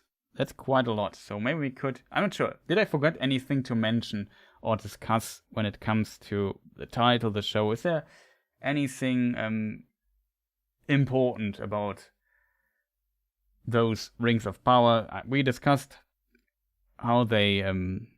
what the rings do. There will be a video not tomorrow, but in the next couple of days, I hope, that discusses how the Dwarfs also all what we just discussed, but in addition also how the dwarves might have gotten the Rings of Power. For men, like Sauron had a lot of influence in the far east of Middle-earth, so I don't know, somewhere somewhere here where the arrow now is, it's not on the map anymore. Well, I could have just moved the map, right? Yeah. So there's this place called Rune. Or Rune? No, I can't say it. Rune, that's the pronunciation. Like the trilled R is voiceless. So somewhere here starts Rune, and the forest and the Great Lake and so on, all is part of Rune, maybe even further, and the Easterlings live there. Sauron always had like some good standing with the men living there, and as a result, I assume he simply was able to give them those rings, and they were quite happy about it. And then he could turn them. At least one we know, and that is Kamo. There could be another Easterling, multiple Easterlings, I'm not sure, because we simply don't know who the others are. There could be also some other men who he might have gifted. That when this exactly happens, we don't know. We know the first time the Nazgul appear is Second Age 2251. So, yeah, a bit past the middle of the Second Age. What's this show supposed to cover? Yeah, that's a pretty good question. If I just knew that. So it covers something in the Second Age, which is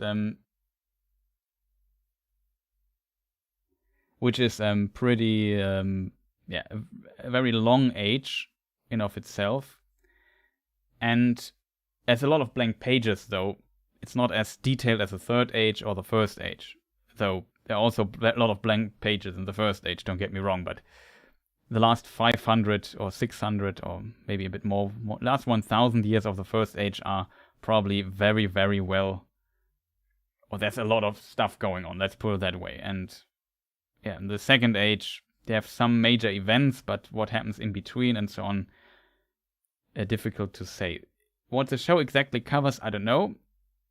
Just if I would not have considered any leaks, I would assume the show covers maybe the forging of these Rings of Power that we see. And as said in this little trailer thing, we have these fiery things going on. There was like a ring somewhere. Yeah, here. These are, of course, the letters and the but this looks like a ring that is forged. And as a result, we one could assume, okay, maybe it has to do with the forging of the rings, which would be pretty cool. And what I would also expect from the show, it starts the whole forging ring story, or when Sauron makes contact with the elves, that's around Second Age 1200, so relatively close to the beginning of the Second Age, and Sauron becoming active again. But other leaks have shown that there is some story about Isildur going on, and this is at the end of the Second Age. And that seems so contradicting. So currently, I'm still in the status of being confused, if that makes sense.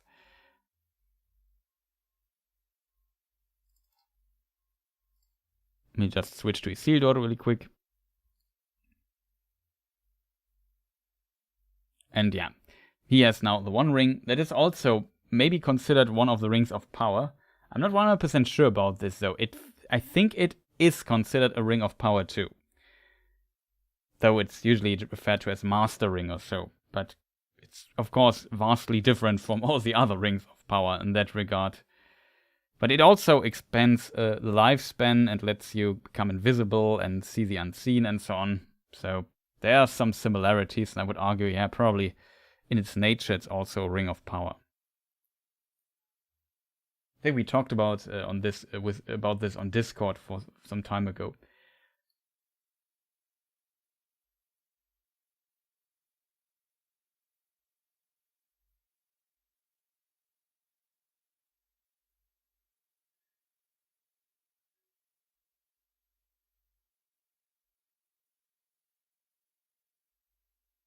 Yeah, there's also a strange story. I also just spoke about this yesterday with Helen, Clueless Fangirl, and also mentioned this. Like there was like a game, a Lord of the Rings MMO game, another one. There's Lord of the Rings Online. Check that out if you're interested.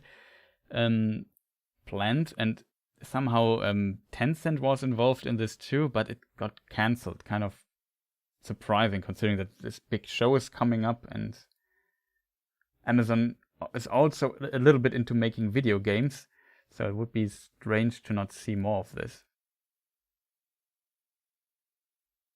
There's also this very big Microsoft buying Activision Blizzard stuff happening. So a lot of stuff happening currently that I would like to cover in some form or another, but currently I'm still a bit busy with making this video, and then this live stream here also came up, eating up some time. The actress voice over was good. Yeah, I also liked it.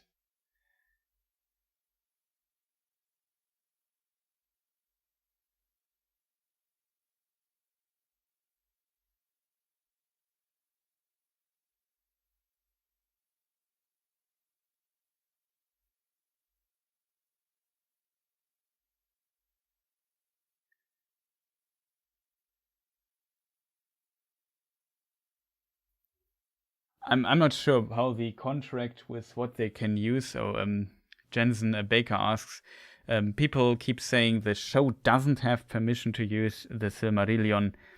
Don't they have at least some access to it? Maybe. We don't know, I think, for sure. It seems like it was implied. There was an interview with Tom Shippey when he was still on board as an advisor of the show. He said something like, if they have to explain something in the lore and make like a flashback or something that covers Silmarillion material, they could do this.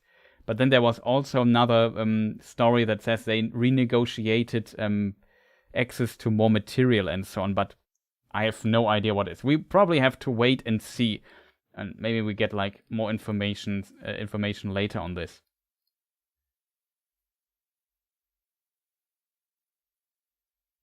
Yeah, the Amazon game has nothing to do with the series, but still, if you make a game, it's called Lord of the Rings of Power, you maybe could make, like, it wouldn't be a surprise that you also make a game in the Lord of the Rings universe, independent of the age though. But for sure, you put a lot of marketing and marketing power already in the franchise, The Lord of the Rings. So it's strange that they won't make also a video game that comes out around this time, if that makes sense. But yeah, it was not covering the second age or the show. It was also set in the third age, I think.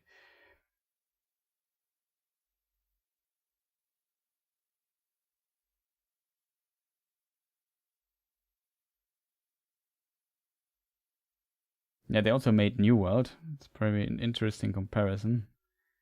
But yeah, the Amazon, they made an MMO RPG, or they wanted to make with Tencent. It's a big Chinese investor company that also invests in video games. For example, Riot Games, the company who makes League of Legends, belongs to Tencent.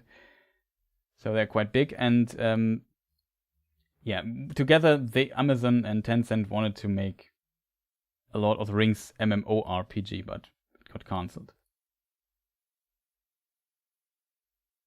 Apparently, the first 2 episodes will have the forging. Interesting. But still just a rumor. So my trusty moderator, shoutouts to him, just pulled some rumors here. Interesting. I could imagine that because I guess if we go back to the first leaked screenshot of probably the first episode, let me see if I can find it really fast again.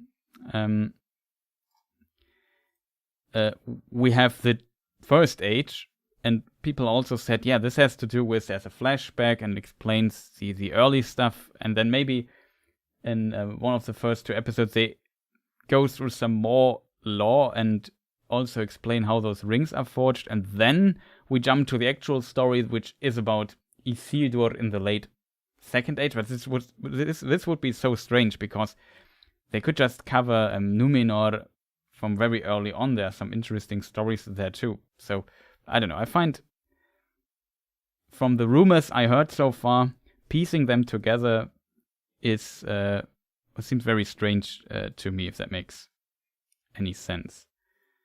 So, I don't know. If other questions in chat, like related to this or related to the show? Skyrim type game in Middle Earth, yeah, that would be pretty decent, I would say.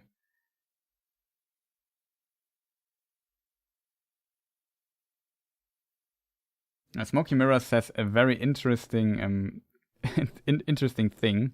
So he says, this is not the first age, this is the years of the trees. And yes, this is the years of the trees. We see the 2 trees in the background, but the years of the trees, according to War of the Jewls, is part of the first age. It's just it's some sites and some channels, me included, often pretend like that is not the case, and we call this time, which we see here on the screenshot, years of the trees, because the years of the trees had not sun and moon yet, so they were not measured in solar years. So if I say date years of the trees, I can't give you the solar years because it's a complicated story. As a result, when sun and moon are created in the first age, the basically time measurement changes, and it's very difficult to explain this in one sentence. So I usually pretend like the first age starts with the creation of sun and moon, but technically that's not correct. Though if we would be, I don't know, in 1990, this assumption could have been definitely exist, because the knowledge that the years of the trees are not part of the first age can, if you read the Silmarillion, you can come to this conclusion, because it's never really defined when the first age starts in the Silmarillion. If that makes sense. Most times when first age or elder days are mentioned, it's just when sun and moon are already created. But technically, from what we know today, if the years of the trees are part, at least to some degree, part of the first age. The first age is defined as, let me see, I have this timeline thing, so we can visualize this stuff a bit better. So, okay, these are the ages here. So it starts, it's very imprecise time scale from its length aspect here, so it's not correct, but the stuff. So it starts with the Spring of Arda, I shorted SA. That is when the 2 lambs were still a thing. Often on the internet it's called Years of the Lambs, but Tolkien never used the term Years of the Lambs himself. It's just, I also like the term Years of the Lambs for videos, though, for the simple reason that if you know what the years of the trees are, and I say, yeah, before that there were the years of the lambs, you know, okay, there's the years of the trees. We have the 2 trees of Valinor. Maybe I can show you that on screen really quick. That were basically the light source, or one of the major light sources in the world besides the stars. Sun and moon did not exist yet, at least in the mythology.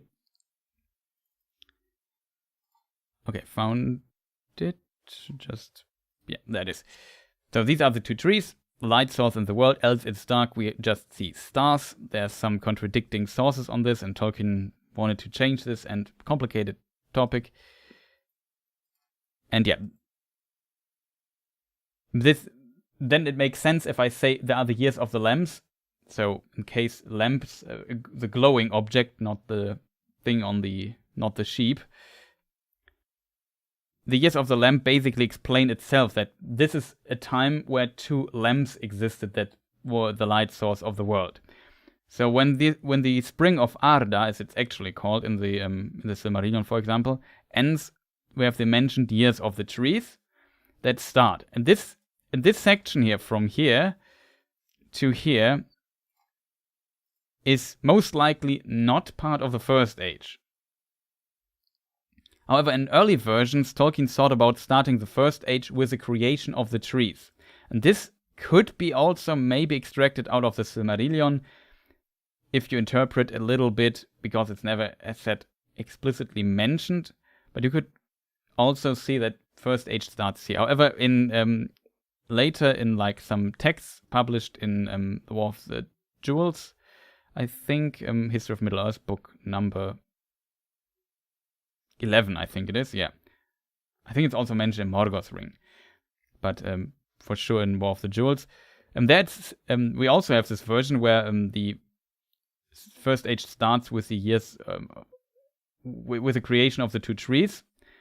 However, then there was a revision of this text, a correction basically, and Tolkien decided that it starts with the awakening of the elves. That is Valyrian years. It's in Valyrian years. Years of the trees. I think 1050 or something. I don't have the exact date in my mind, but round about that. And one Valyrian year is either 9.582 solar years, or 10 solar years, or 144 solar years. There are different versions of this too. Complicated topic. Let's not go into that. So the First Age starts with the awakening of the elves, and then here the Valyrian years part end, and we have sun and moon created, men awoke, and we have the years of the sun. These are the years of the trees. And then we also often find the term years of the sun. And it's still we're still the First Age. In some versions, the First Age also ends with the creation of sun and moon already, but Tolkien distanced again from this idea. And in all versions, and the most canon versions, I think it's even mentioned in Lord of the Rings, the First Age ends and the Second Age starts. Oh yeah, the Second Age starts with the War of Wrath, which I also depicted here a moment at the beginning of the stream. Can maybe find this awesome artwork again, set by Firat Solan. Link is in the description. I don't have a screen thing here prepared. The War of Wrath ends the First Age, and then the Second Age starts, and Numenor is created. So yeah, to answer this question,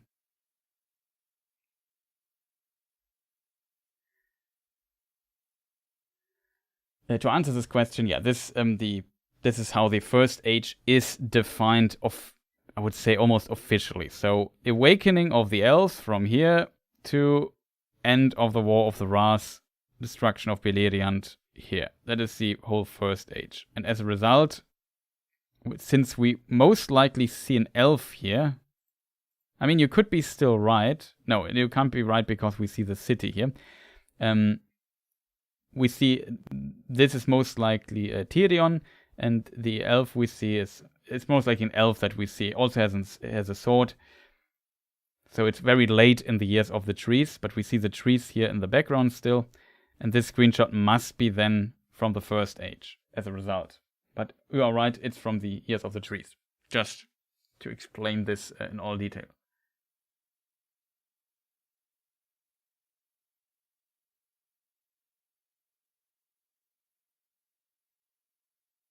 Answer argument in past research on this. Yeah, it's complicated, I think, but it's... I also did I had a very long discussion. I posted sometime on Reddit, like, which video was it? I think my analysis of the of this particular screenshot you see on the screen. We did like a stream, and I also did like an edited down video for it, which is a bit shorter. And there somebody wrote that I use the term Years of the Lamps, and it's an internet term, and also I say that the First Age, I hint in the video, or explain that I pretend that the First Age starts, or when I use the First Age term with a number, I pretend that it starts with creation of sun and moon, which is not correct, and so on and so forth. Yeah, we had a long discussion, and some people seem to not like using these terminologies and in this definition, but in a way they are of course also right. There are different terms and so on. It's just a little reveal, not really a trailer. Did you check the behind the scenes stuff to the title reveal? No? Can you link it to me in Discord really quick or write me a private message?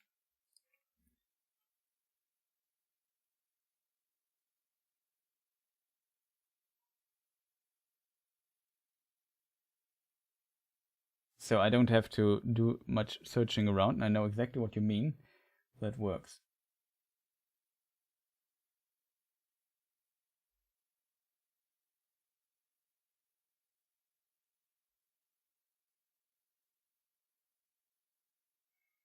Well, I could try find the exact quote if you would like from the War of the Jewls book, just to come to this. It will be difficult though.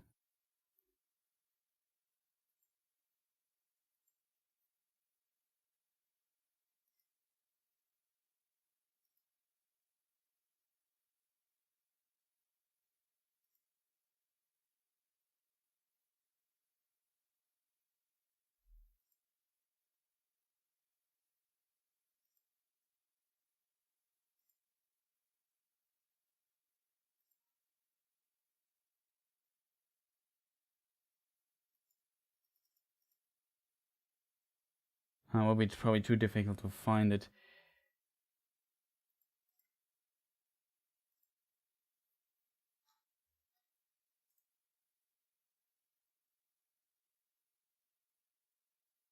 That could also be fair, not, but hard to say.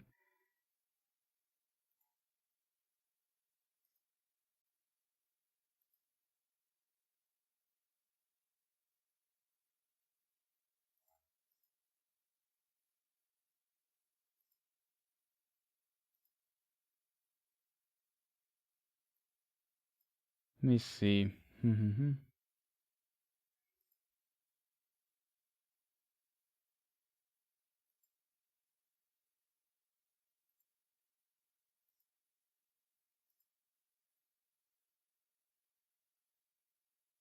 Also, RB Kitties, yeah, welcome. That's like a good to read. Maybe I have to just look up the Reddit thread. Maybe I think he posted something like this. I forgot. I just need like a small quote to find it really quick.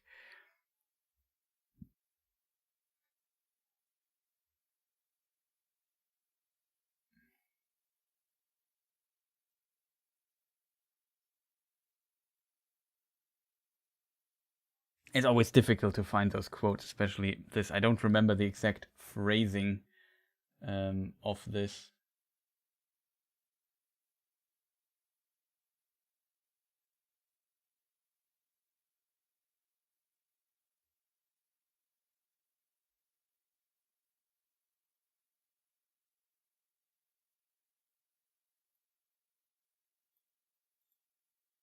No, I found it, I think. Let me just see if I can find it here too. Of course not.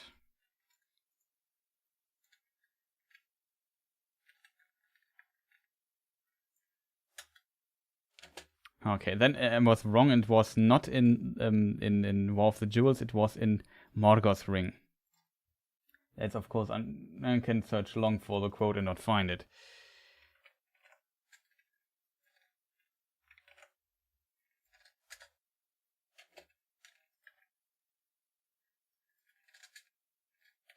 Okay, I still don't find it.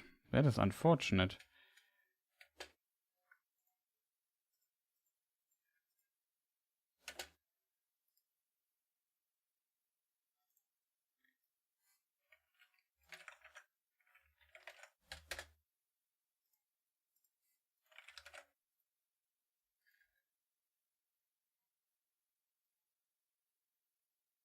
Okay, now I found it.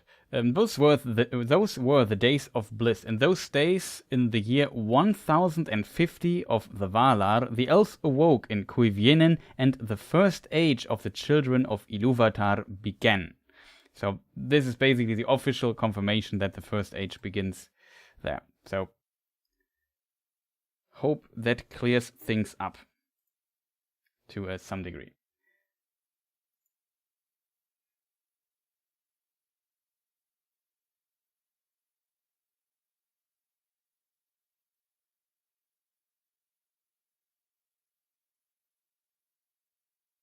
Yeah, it would be pretty awesome to see Círdan in the show too. Pretty awesome.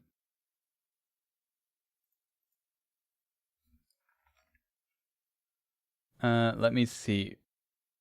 What was the next thing we want to do? Oh yeah, I said you sent me a message. You did. Behind the scenes, the Rings of Power. Okay, that's interesting. We might have a look into that too. Let me just set up this stuff here correctly. Oh, okay, that is an interesting little thing by our friends of IGN. Let me just get my production stuff here up and running.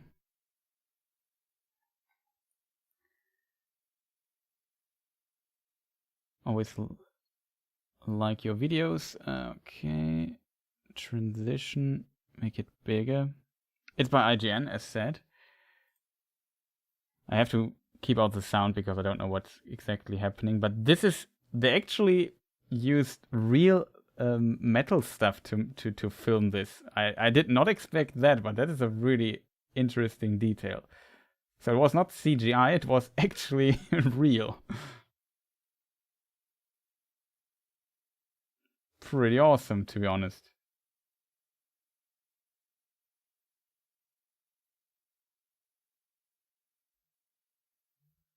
Before we show, that's the actual trailer, right? I hope we don't get the claim here.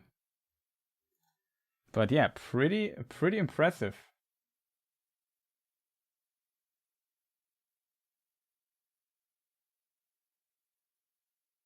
So yeah, this is the thing I really like, though, that they did not try to make this CGI. They made this practical.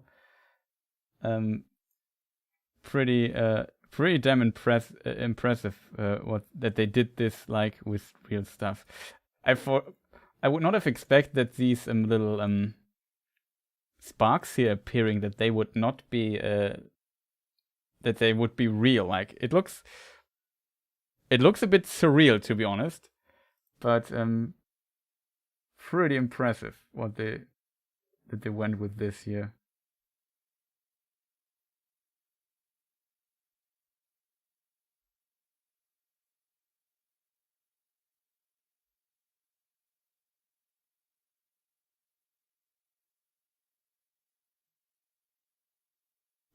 Pretty nice, not gonna lie. I can link you this thing in chat too. I think Círdan could have also posted in chat. I'm just thinking about it. And that's the video, in case you want to see it. The magic becomes more real if it's done real, you know? Yeah, that is true.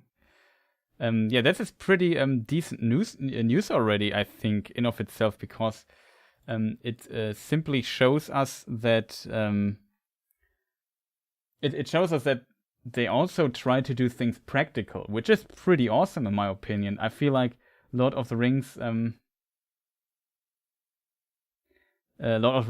really lived and is still so aged so well due to doing all these or a lot of things practical, with of course also computer trickery. It's not like they didn't use computer stuff there, but still to this day, having like all the props made in real and so on, that definitely made a difference. And if the Amazon series goes into this direction too, and basically tries to say, okay, people like the practical stuff, we also try to do a lot of stuff practical, then that's pretty impressive. Like, that's a statement in of itself.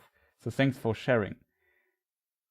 Yeah, there's a lot of things you don't see without slow motion and a crazy zoomed in camera, that is true. But also pretty impressive.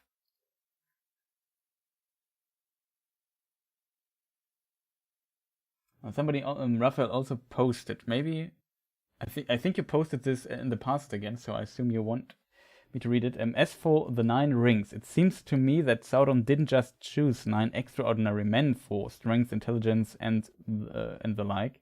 Sauron's, through the rings, launched 3 great political dynasties. Yeah, that is true. He probably had not just the strength and power of those men in mind, but he really wanted to also maybe establish a political power by influencing those lords, warriors, sorcerers of men, I guess.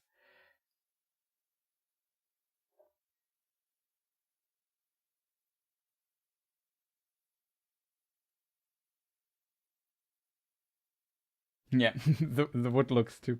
What was this pronounced? Porous? Porous? Porous? I don't know. English sometimes difficult for me. Let's consult the Cambridge Dictionary for advancing my English knowledge. In German I assume it means porös in German would be the word. Porous, okay, seems to be kind of right. And as the name suggests, I would assume it has its etymology or its roots in Old French or something. Maybe even in Latin. Let's double check that too.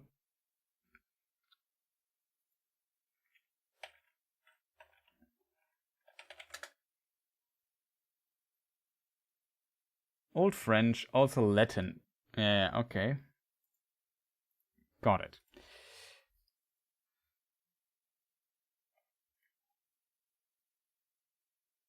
Yeah, I really like etymology, in case people wonder.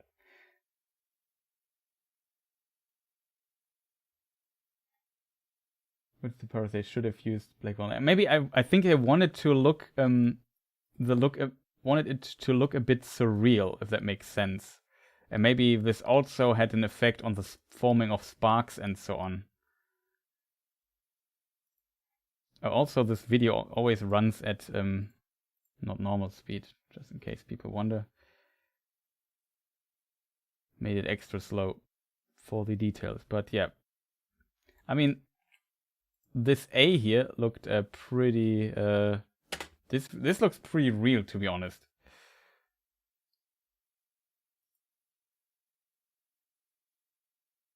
But yeah, kind of cool too. Not gonna lie.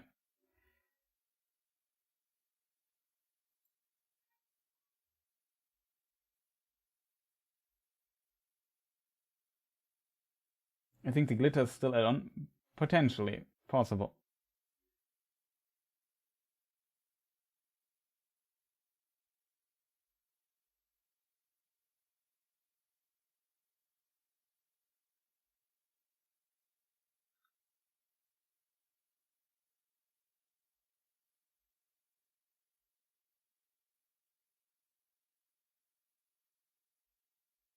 Oh, doesn't it work on? Maybe it doesn't. Does Nightbot quote not work?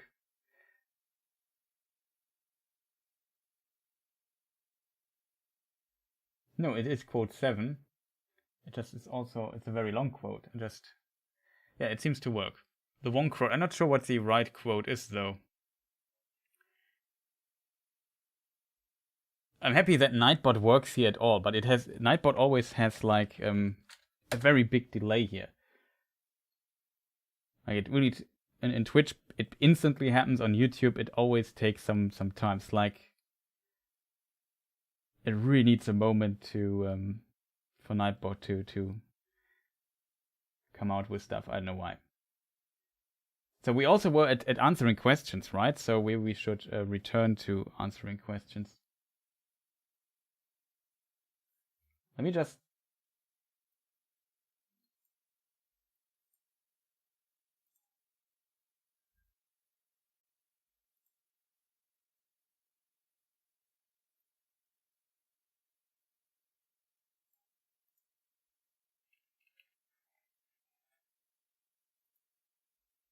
Okay, just check something really quick. Looked pretty cool.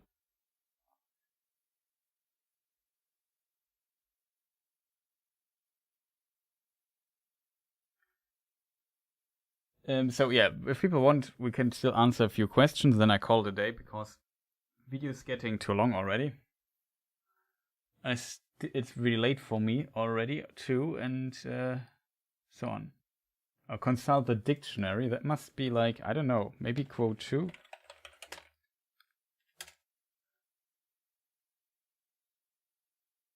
It will now take the moment till Nightbot comes up. Maybe it was quote 2.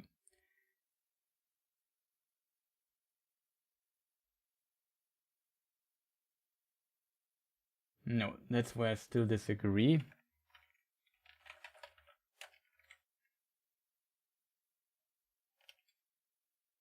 Maybe it's quote 1, because I say there's a lot.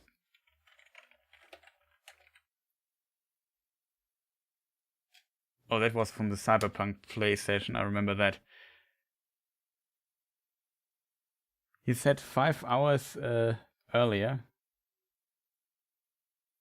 It's never too long. The problem is I also need to do sleep things and need to work on a video. I complain a lot about the game, it seems. About games. What happens is related to... Sadly, I don't know the numbers out of my head. It must be quote 4 then.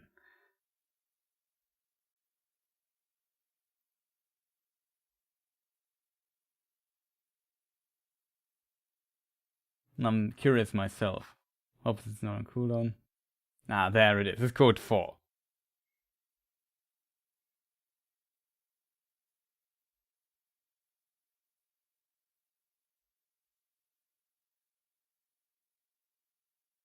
I learned something new. Only 144 elves awoke in Kuivinen. Yeah, that's a complicated topic in of itself. But yeah, Tolkien wrote those versions where 144 awoke. In the Silmarillion, this number is not mentioned though. And in some texts, Tolkien also calls this version like a fairy tale for elven children. So take the number with a grain of salt. But in the now recently published The Nature of Middle-earth, we even find a more detailed story about this, which is really impressive. Blew my mind. One of the big revelations, I think, of the Nature of Middle-earth book.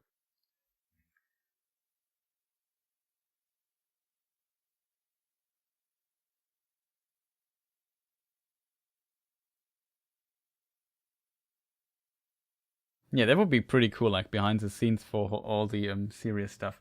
But I wanted to. There was a question in chat, multiple, I guess.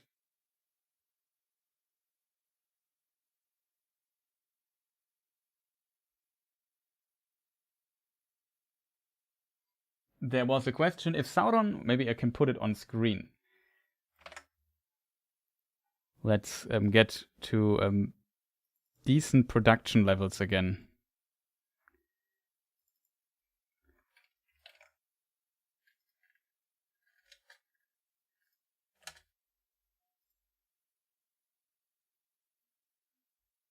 Maybe a bit generous. Okay, so Rafael Gustavo asks if... Wait, I have to bring this up here on my main screen.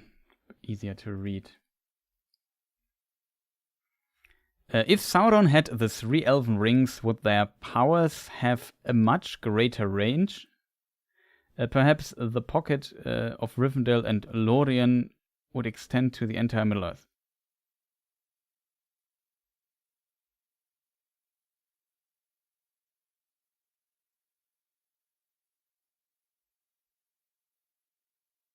Not 100% sure if I understand the question. If Sauron had the elven rings,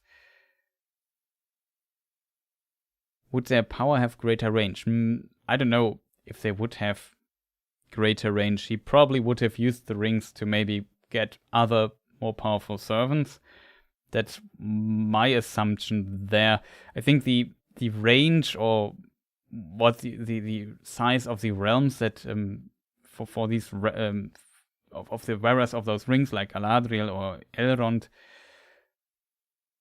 was, I don't know, in my mind, Rivendell seems a bit smaller than Lothlorien in total, so there was potentially more possible it's hard to say what the exact effect would be if Sauron had the ring and what he could do with those. But also Sauron probably had different things in mind than preserving and healing and so on.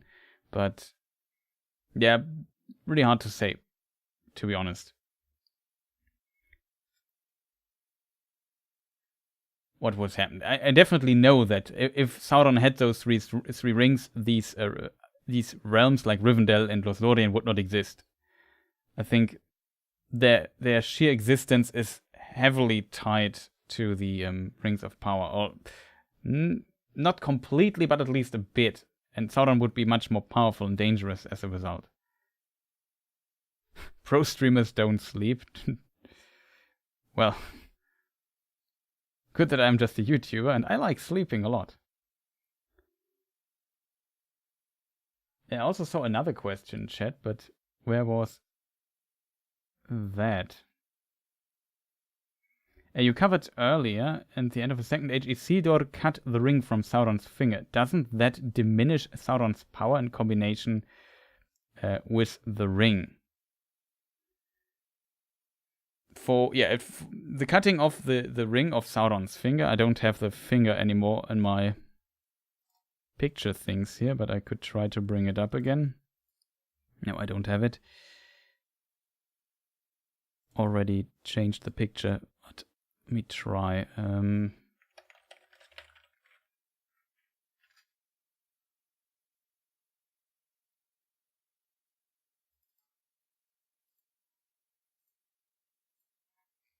Also forgot to put your question on screen.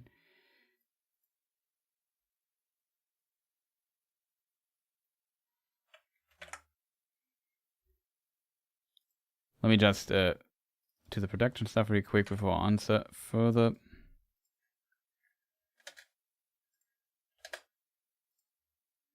So, yeah. You covered earlier, at the end of the Second Age, Isildur cut the ring from Sauron's finger. Does that diminish Sauron's power in combination with the ring? And I don't understand the last part of the question, though. But, yeah, it heavily diminished Sauron's power, it seems. Because it took him quite some time. Sauron actually thought he would be done after losing the One Ring, and he was...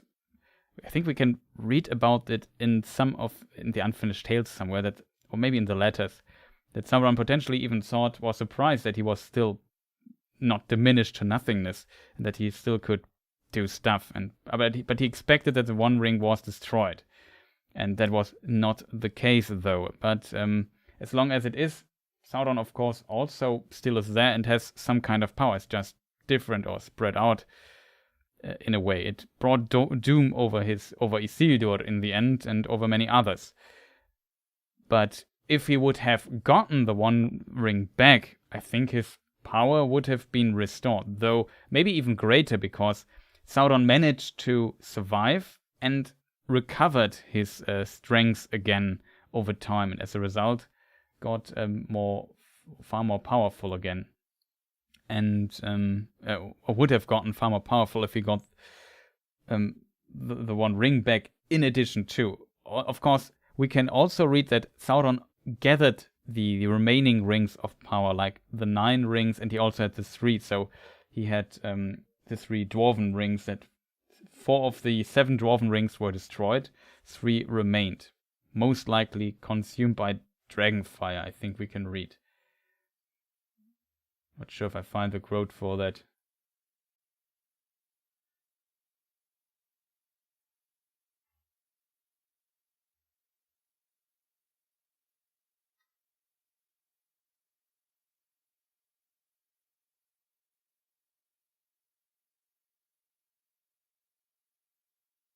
No, I don't see it. Where did I write it down?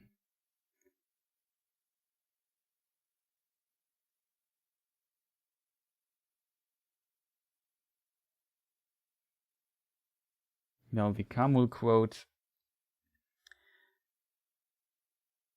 Second Age. Dwarven rings possessed.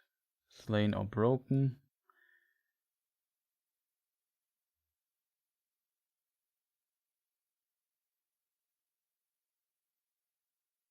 There was a quote somewhere here. I simply can't find it though. Whatever. It's too late and too difficult to find right now. But yeah, he did not. 4 rings got consumed by Dragonfire, according to Gandalf in Shadow of the Past. And how he knows that, I don't know. To be honest, it's not a good explanation how Gandalf could have known it, except that he was with the dwarves and had his adventures during the Hobbit book with them, and maybe they told him.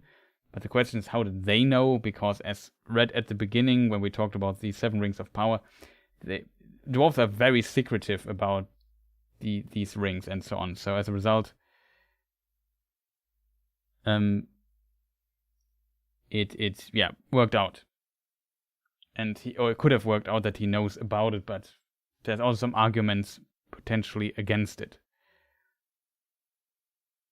So yeah, I hope this answers the question at least somewhat.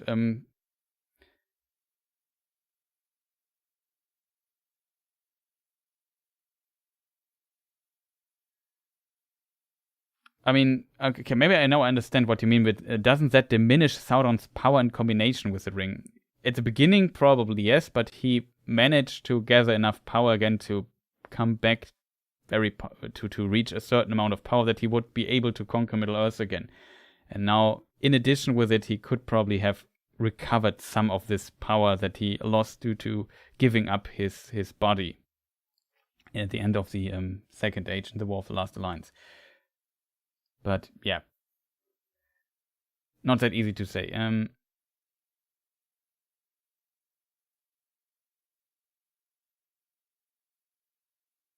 The effort to make 144 work in the years of with years in the nature of Middle-earth makes me think it wasn't a fairy tale. Yeah, the fairy tale stuff.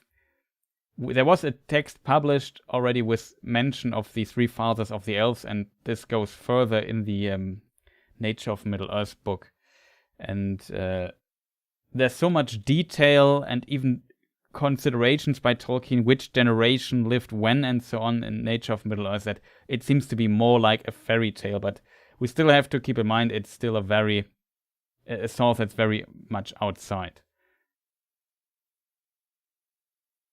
Rivendell wasn't prepped for siege until a complete Eregon's downfall in 1679, was it? Yeah, Rivendell was founded after Eregon, or when Eregon was attacked or already under the control of Sauron.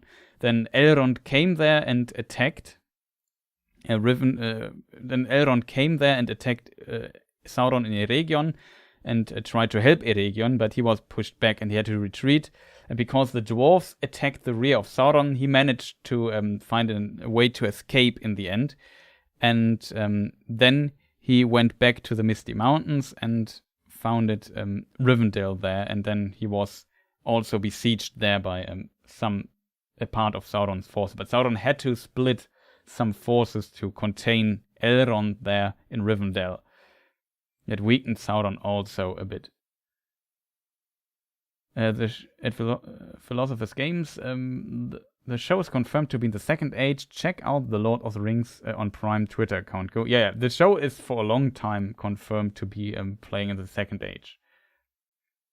The question is when exactly. I also have it somewhere open, so we can check some additional information there.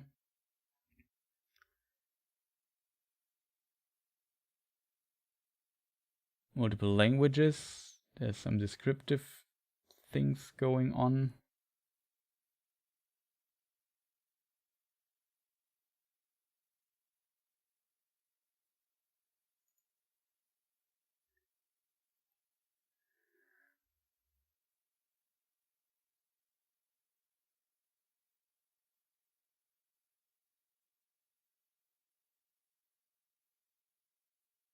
For being incredible incredible place we're having privilege to call home as we bring the Second Age in Middle-earth to life. I assume you assume this from August, but it was for a long time confirmed that it plays in the Second Age.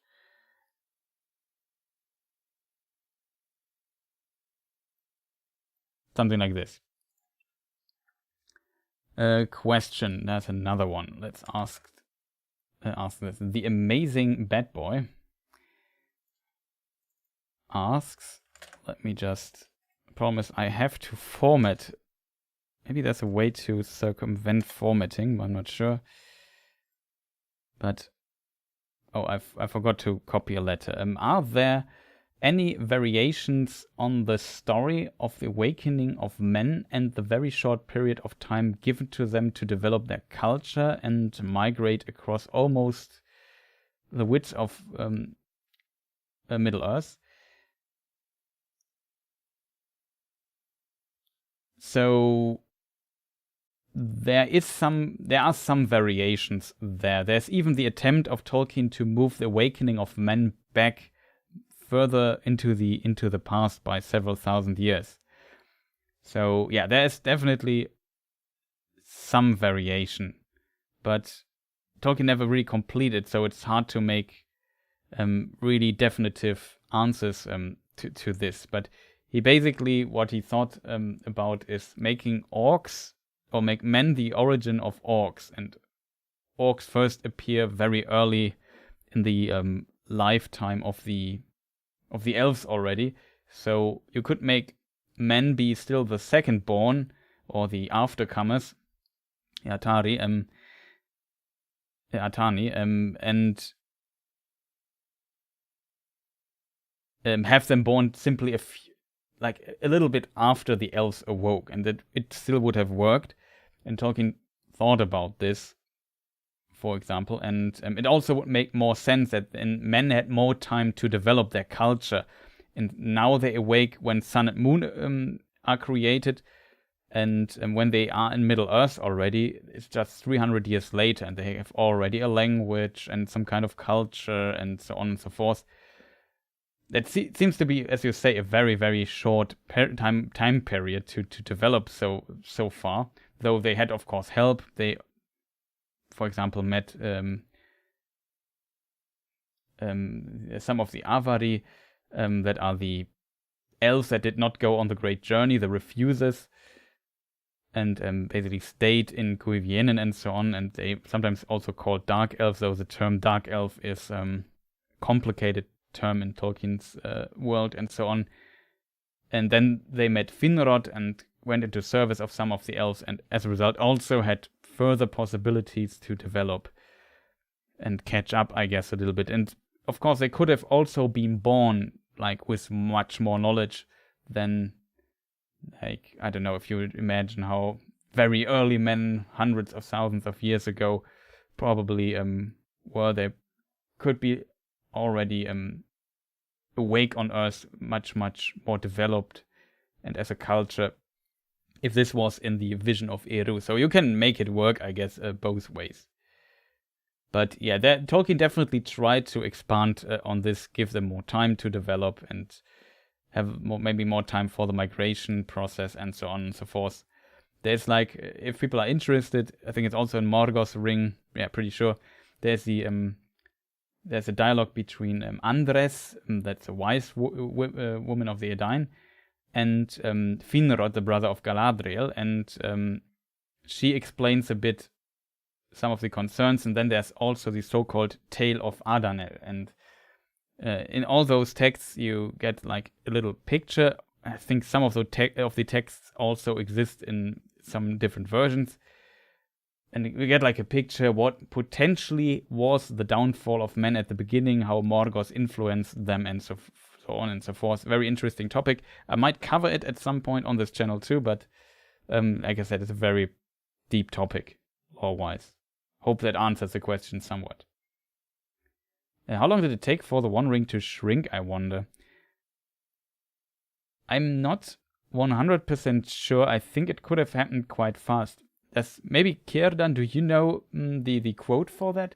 I think there's somewhere a mention. We see it in the film too, that it suddenly shrinks in the hand of, or between the fingers of Isildur in the thing. But out of my head, I can't remember the wording in any shape or form, and finding it would be potentially difficult. Maybe it is not mentioned in the books, and I just remember it completely wrong. but I think there is like a mention of the rings changing size, fitting to the wearer in some way. I think there was a mention somewhere, and it would make totally sense because Frodo and Bilbo could wear it too, and before that Isildur for sure had bigger fingers than Frodo and Gollum and Bilbo and so on, so there must be somewhere. I assume it happens pretty fast though, but sadly I don't know the exact quote on this to give you maybe a better answer simply to your question. Fourth Gondolin is First Age, yes.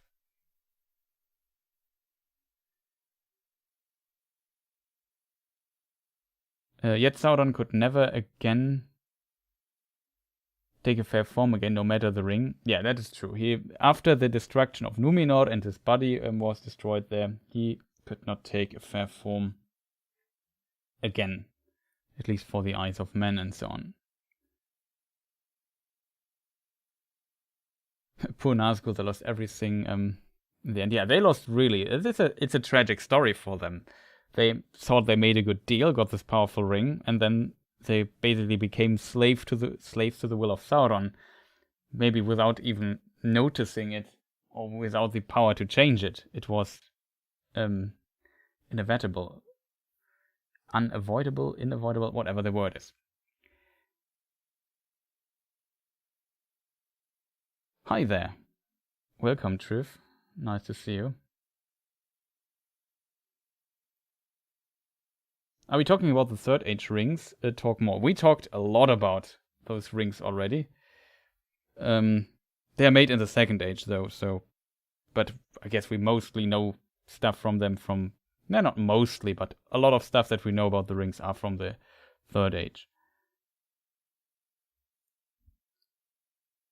Could grow another finger, just not a fair one. There's an interesting mention that by Gollum that he only has 9 or... that 9 fingers. He says something like he only has 4 on one hand, but they are enough or so to torment you or something like this.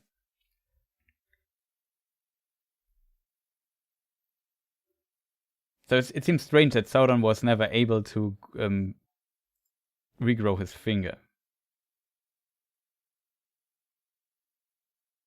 It just seemed like the earlier picture of the trees was throwing you off. Yeah, potentially. It's sometimes... it is a bit difficult.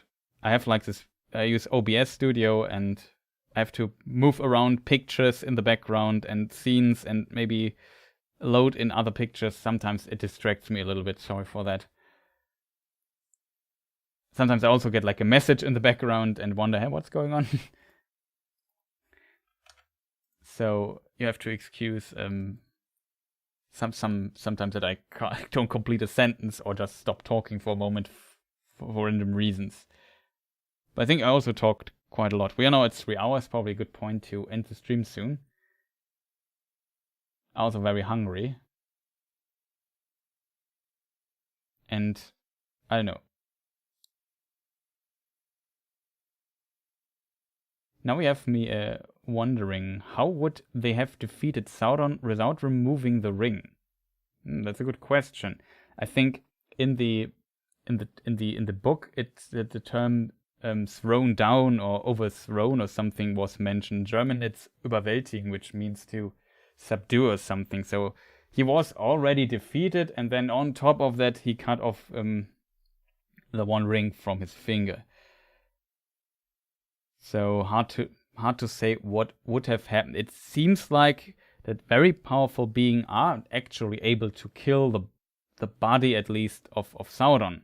For example, Sauron fought with Huan, the Hound, in the First Age that accompanied then at this point Luthien.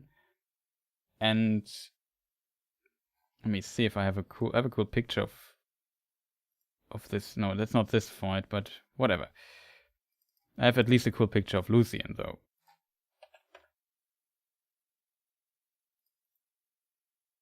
Also one of the ancestors of Elrond and also of Aragorn. So, pretty awesome by Kimberly80, of course. Luthien. And, yeah.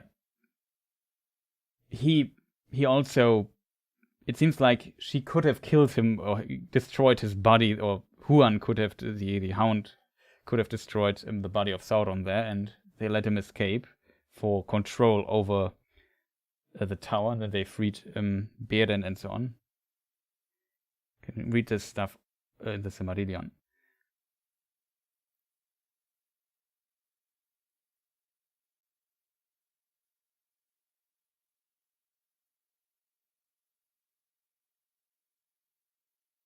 We're doing a breakdown of every episode. Yeah, I plan on doing this. As you know, I'm quite talkative at times and go into a lot of detail. So making videos, and I've just a week time to produce those. So yeah, I definitely plan to do something on every episode and try to do this in a week, when it comes out, as fast as possible in September. But yeah, I'm not sure how to do this. It sounds like working a lot and not sleeping much, so that will be a time. Oh, I think Círdan found the quote. Yet even as I write it, it's cooled and seemeth to shrink, though it loses neither its beauty nor its shape. That's definitely from Lord of the Rings. I think even I know where it's written. It's probably Council of Elrond, right? Yeah, it is. So yeah, in the Council of Elrond, page 253. Thank you for looking up, Círdan, much appreciated. Yet even as I write, it is cooled, and it seemeth to shrink, though it loseth neither its beauty nor its shape. Already the writing upon it, which at first was as clear as red flame, fadeth, and is now only barely to be read. So yeah, it's in italic letters. In German we'd call italic cursive. That's why I always have to think what the English word for it is.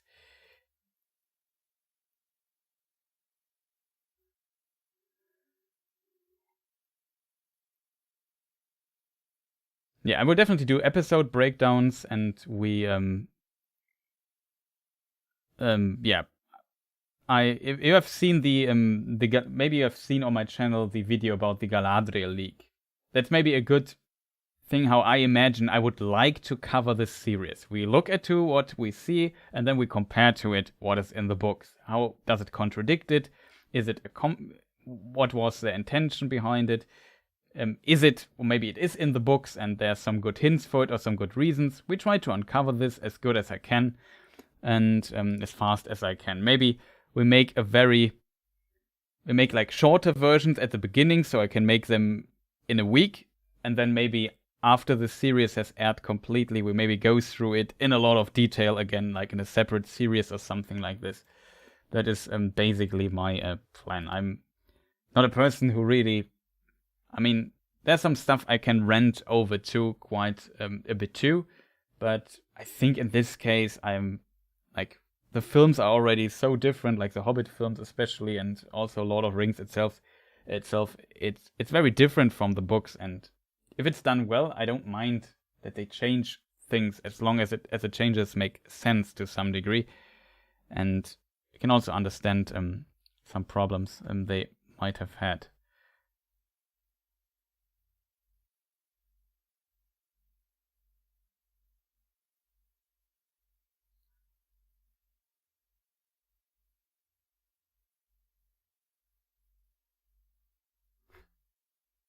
Also love your channel. Thank you, much appreciated. Happy when people enjoy my content and my stuff here. I'm still a bit sad though that my Origin of the Hobbits video I wouldn't say it wasn't successful, but I definitely expected it to do a bit better than it did. However, the Who is Elrond and the Second Age video does pretty well currently. And people seem to watch it a lot, so much appreciated. Thank you for the support when it comes to that. I can also fully recommend that video because, in my opinion, it's a pretty good video. It's also 2 hours 47, so we should bring in some time. But there are multiple videos on my channel where I hoped they would do a little bit better. But I know last year was a bit thin on classic written or script written, edited content, if that makes sense. And we did a lot of live streams and so on. So there's that.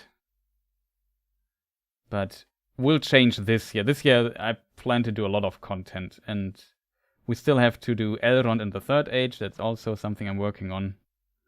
It'll be fascinating if you sometime placed a camera behind you so we could see your operating all your setup. Yeah. But my camera stuff is quite limited always, and as many other Tolkien channels, I prefer to don't have like a face cam or anything. So yeah, I don't know. We are kind of shy folk, if that makes sense. But even though it has probably some also advantages and also disadvantages, but since we focus so much on the lore stuff in on this channel, and I think it's not really needed, and I'm not doing really big reaction videos. Like, I'm usually a very analytical type, and I think this format works quite well for that.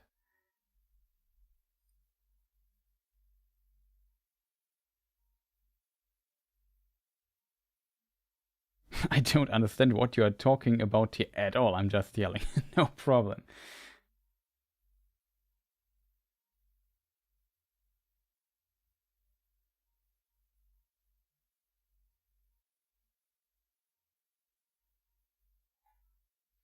Oh, Tsushan writes, I'm still watching Elrond 2, so it's a part 2 of the Who is Elrond video. It's very content rich, and I have to keep rewatching parts of it for everything to sink in. Yeah, it's massive. Like, I don't know, I've never worked this long on a video before. Like, episode 1 has like 2 hours 7. It's just Elrond's ancestors and a tiny bit of Elrond's early life, and then part 2 of it's not an episode, was originally planned as one video. It's like 2 hours 47, and it's just basically everything I know about this character and this time. Not everything, but a lot of it is in this video. It's just, and then we also have still part 3, which is probably as long as part 2, and I will split it though in multiple parts because I simply can't do this as I can't, like, editing a 2 hour or even a 1 hour plus video is just very, very exhausting and difficult. So for sake of my production schedule, I need to improve my game today. I didn't release many videos last year, though I still produced a lot of content, I feel. And I need to improve this a little bit. That's also why currently I did some smaller stuff here on my channel, like the how to pronounce video, which had very, very good feedback, but I know it's a very, it's topic-wise a very specific topic. I also forgot to include the name Círdan, which is unfortunate. I didn't know why I forgot. Somebody commented today or yesterday or something and asked why Círdan is not in the list. Yeah, I simply forgot it. I don't know why. But also, interesting video. I really like the Bjorn section of it.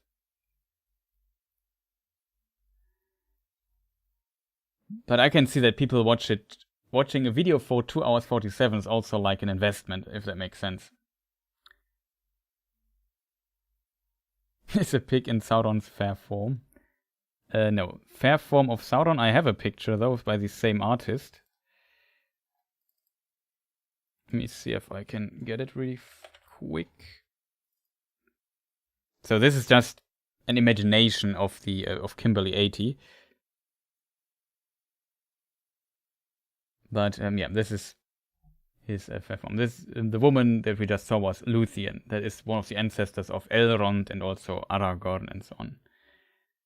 The very important elf woman that became mortal. Like in a way, Arwen reflects her, and Aragorn and Arwen's story reflect her and her husband's story a little bit.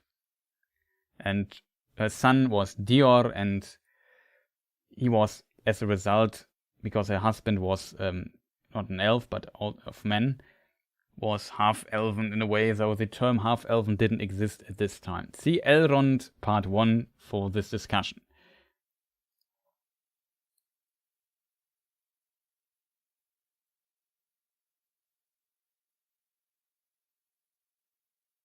Yeah, it was. This is Luthien. This is Sauron. We also have a picture of Luthien and her husband. Now we are back to looking at awesome fan art. Also really like this picture too. Also by Kimberly80. Fantastic artist. Check her gallery is her gallery is linked in the description. I think even now, because I always put all the artists in the description of my streams.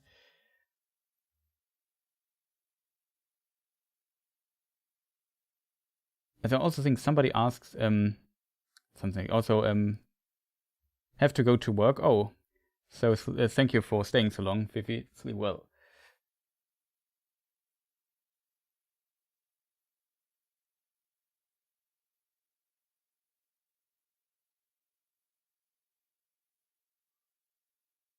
Is Amazon Lot of Rings going to be a movie or a series? It will be a series. I think 8 episodes, but I don't know if this is an officially confirmed number though.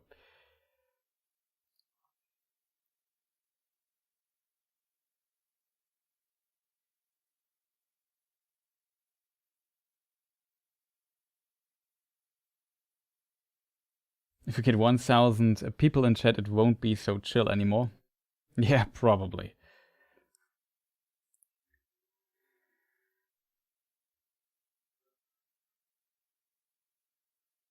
Probably, but we will see how many people are active, how many people are actually there. Because, of course, there are also very big colleagues of mine, like Men of the West, Nerd of the Rings, who also have fantastic channels and so on. I'm not sure if I could imagine that Geek Zone might cover it too. Also quite big channel. And yeah, all the other channels that have the similar size to mine, like what Lord of the Rings, for example, I think from Norway. Is it Lord of the Rings? I always mix it up with another channel, but yeah. I think he also has like my subscriber number. If there were 1K folk in chat, I think I need some help. Yeah, that might be true. You might need like another moderator then.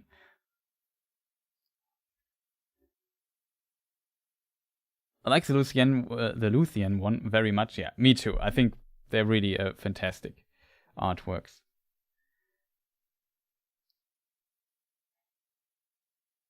I mean, it always depends on how active people are in chat. I had like one time on Twitch, I had a raid by shoutouts to Items for Sacred. He raided me like with 1,300 people or something. And then suddenly, instead of like, I don't know, something between like 5 and 10 people or 3 and 10 people, I had suddenly 1,300. That was an interesting experience, having so many people watching you, especially playing a video game. But yeah, it's kind of interesting to see. But the chat was also very active at this point, but I think still manageable. But I probably, yeah, of course, it gets far less relaxed in chat when you have so many people around, but difficult.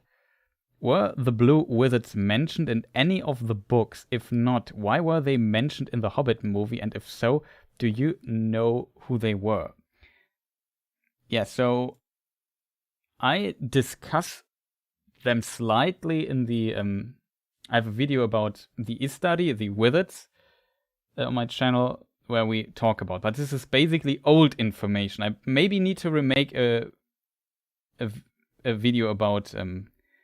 the Istari or about the Blue Wizards specifically again. But we can go through some of the details very quick if you want and answer your question here. Just if you want to know more, maybe check the Elrond video in the Second Age. We also talk about the Blue Wizards in it. There are also timestamps in the description. So if you just want this specific information, you might see it. Maybe I should link it, because it's a fantastic video. It's one of my works I'm probably most proud of, I think. So I will try to promote it a little bit here and there. That video there, don't have the time code stuff. Elves do love stuff. Yeah, let me just, I have a great picture of Ted Nasmith about the Blue Wizards. Let me just bring this up on screen really quick.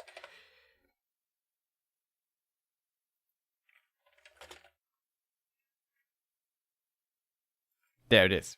Oh, I really love this one. It's one of my favorite Ted Nasmith pictures, I think. Oh, we already changed it. Awesome. I just changed the wrong picture. Whatever. Yeah, these are the 2 Blue Wizards, and they are not mentioned in The Lord of the Rings. They are not mentioned in The Hobbit. They are not mentioned in the Silmarillion. However, in Lord of the Rings, they are implied. There's one quote that Saruman makes at the end.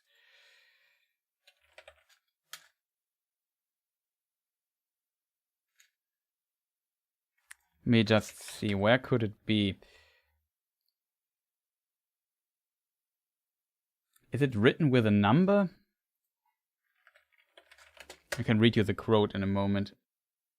Is it 5 rods or is it 5 rods? No, it's probably written with...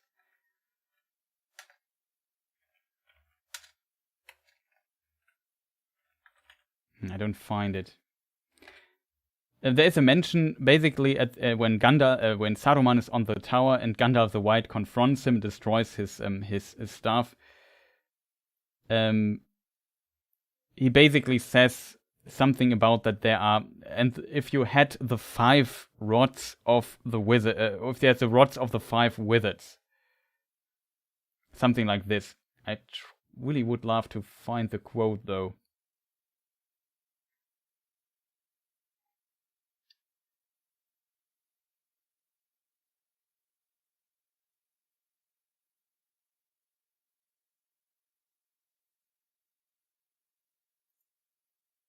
Somewhere here.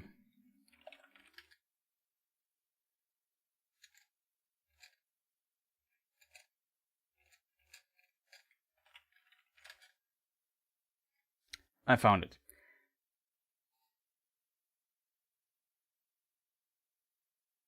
Yeah, they talk a bit about, and Saruman tries to make fun of Gandalf's approach to win against Sauron, and he laughed wildly. Later, he cried, and his voice rose to a scream. Later? Yes, when you have all the keys of Barad-dûr itself, I suppose, and the crowns of 7 kings, and the rods of the 5 wizards, and have purchased yourself a pair of boots many sizes larger than those that you wear now. So here in this little rant of Saruman, he reveals that, and the rods of the 5 wizards. He reveals that there are 5 wizards in Lord of the Rings. So we know about Gandalf, we know about Saruman, and we know about Radagast. All of them are mentioned in Lord of the Rings, and Gandalf and even Radagast is mentioned in The Hobbit too. So there must be 2 other wizards, so we get 5 of them. And Tolkien wrote in early texts about 2 other wizards, and calls them the Blue Wizards. The Ithrin Luin, I think, is the Elvish name for him. Ithrin Luin. That's probably the pronunciation. And you find them. The only books that mention those 2 Blue Wizards are the Unfinished Tales. There's a chapter. It is actually called the Istari. Let me see if I can find it really quick.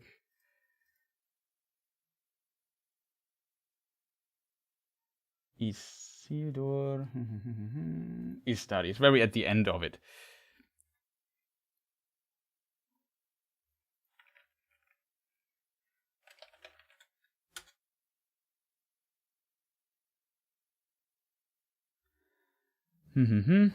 Others there were also 2 clad in sea blue and 1 in earthen brown, and the last one seemed to be the least less tall than the others, and the looks more aged, grey-haired and grey-clad, and leaning on a staff. So, yeah. So we have these two sea blue wizards, and later of the blue, little was known in the west, and they had no names save Ithrin Luin, the blue wizards. For they passed into the east with Curunir, that is Saruman, but they never returned, and whether they remained in the east pursuing the purposes of which they were sent, or perished, or, as some hold, were ensnared by Sauron and became his servants, is not known. So here we also have another source for... This is one of the bigger sources for what's going on with the Order of the Istari, so the wizards, the mention of those wizards. There's also a mention of them in one of the letters, though I have to admit I don't know out of my head which letter it is. And the another big source that we have for them is, of course, in the 12th History of Middle-earth book called The Peoples of Middle-earth. There's also a section at the end that expands on this Istari text. Maybe I can read it to you too. And this is the latest text we have about the blue wizards. Also, in Nature of Middle-earth, they are also the book that just came out in December with old unpublished texts of Tolkien, also includes this. Problem is I have to find tiny languages.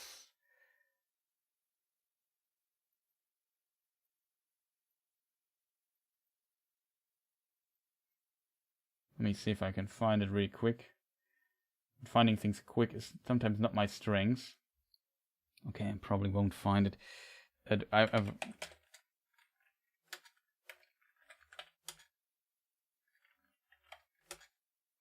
There it is. Maybe I should first read the letter, though, because that is a very interesting detail that is somewhat similar to what I just read, that they basically failed their mission.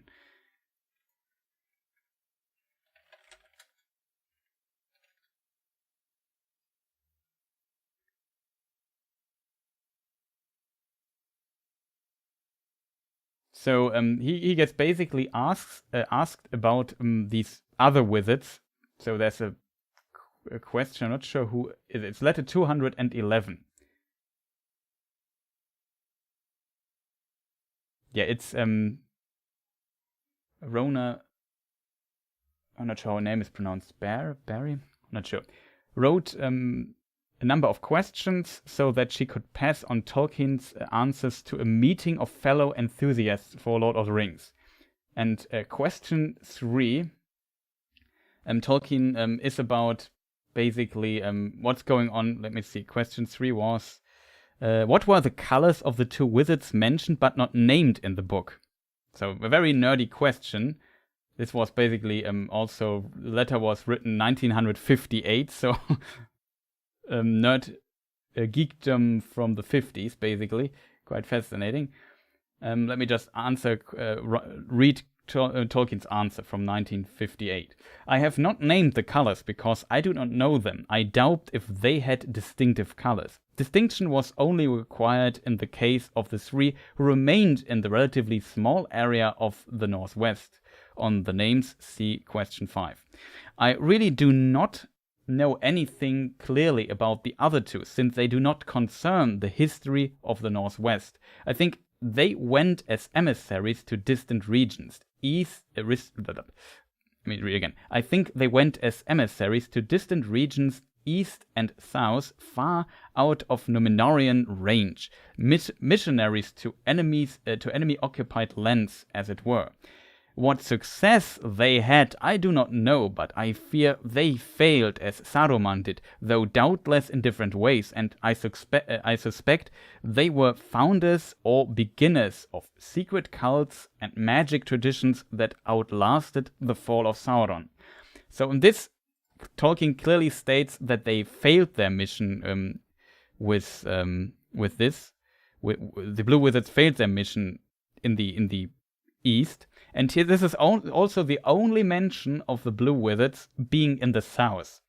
In all the other texts, only the east is mentioned. It's a very important detail. Because there's, for example, a Tolkien Gateway article about the Haradrim that also mentioned the blue wizards. But in my opinion, that's kind of a stretch, because it can be debated if they were actually in the south too. And if you look at the names of one of them in the next text that I would love to read, you will notice that the name somewhat implies they probably were more in the active in the east. So let me see. There some text passage stuff is missing here. Christopher Tolkien comments that it was really hard to read. Like Tolkien with a pen wrote something on a piece of paper about these wizards. And this is from the, I think, late 60s or something like this, or even 70s. I can't tell you the exact date out of my head. See the Elrond in the Second Age video. There I go a bit into also the dates, I think. So let me see. The other two came much earlier, at the same time probably as Glorfindel. In this text versions, Glorfindel came already in the Second Age. So these two wizards potentially came to Middle-earth in the Second Age, while the others came Third Age 1000, just as a side note. Probably at the same time probably as Glorfindel, when matters became very dangerous in the Second Age. Glorfindel was sent to aid Elrond and was, though not yet set, preeminent in the war in Eriador. But the other two, Istari, were sent for a different purpose. Here now appear some names for them. Morinechtar and Romestamo. Means Darkness Slayer, and now it comes East Helper. So the East Helper implies already that they were maybe sent to the East. That was their task, and they had this name, I guess. Though these are Quenya names, and Quenya names would not be used in Middle-earth. For example, Gandalf's Quenya name is Olorin, and he's called Gandalf, Mithrandir, I don't know, Stormcrow, Greymantle, something like this. Let's continue. Their task was to circumvent Sauron, to bring help to the few tribes of men, I add in the east maybe, that had rebelled from Melkor worship, to stir up rebellion. And now he can't read something. And after his first fall, to search out his hiding, in which they failed. So so his first fall, maybe they mention here Sauron losing at the end of the Second Age his one ring. And they searched him and tried to maybe finish him off or push his ghost further away or whatever they want to do. They failed to find him though.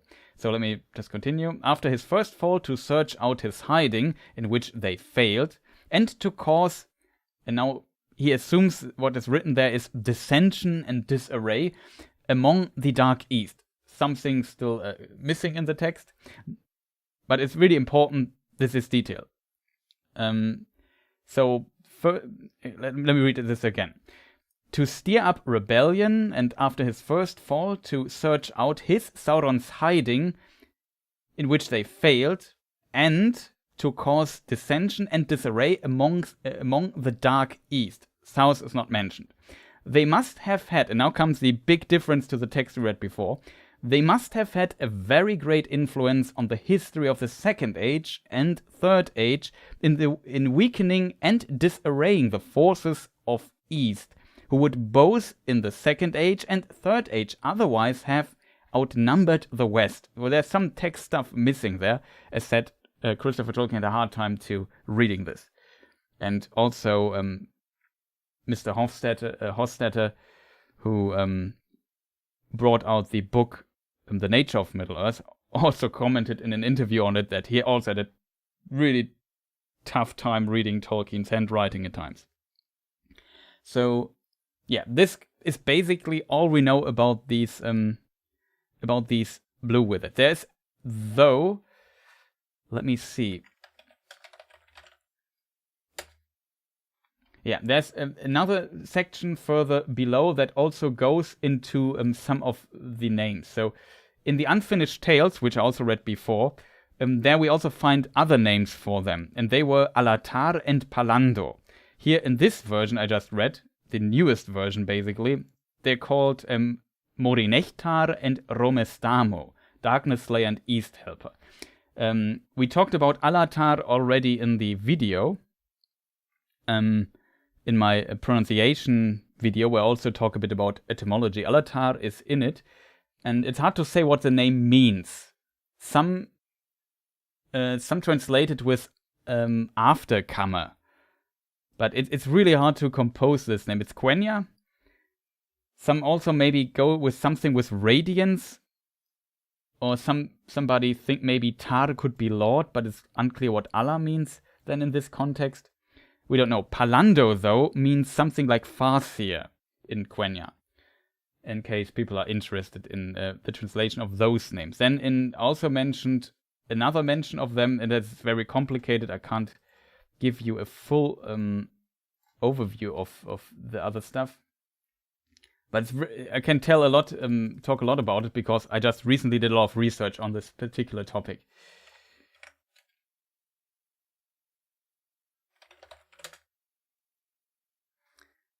And yeah, there's a timeline basically, and it seems like very early when the elves awoke and went on their great journey, they got some guardians. And I think in this list, the Istari are also mentioned. So Gandalf and Saruman and Radagast were already guardians in these early days for some reason. But this is like very new stuff, unknown stuff, weird stuff, to be honest. And in this text, that's the only thing we have. They have different names, but they are not. We don't nothing about them. They have names that never appeared somewhere else, and there they are called Palakendo and Hymenar. Tolkien seems to never really have decided on how they are called. And see my video about pronunciation and etymology and so on for more information on all this name stuff and what the names could mean and so on. But I hope this answers the question in quite some detail. So they are mentioned in theory. Oh, also Didi is here. Welcome. Nice to see you. And yeah, that worked. Is it possible Saruman fell in the east and secretly was aware of Sauron the whole time in the west? I wouldn't say so. I think Saruman's corruption started a bit later. I think it doesn't started immediately when he was in the east. It's a possible theory. I think we could say maybe it started already there, because the foundation of Saruman's downfall was definitely his, also that he was what do you say in English? Neidish. Envious, is that a word? Yeah, envious of or jealous of Saruman and of Gandalf, because Gandalf was supposed, they had a difficult relationship to Gandalf in a way, and then Gandalf also, when he came to Middle Earth, he got this ring of power and he did not get a ring and so on, and this yeah, caused some trouble, I guess.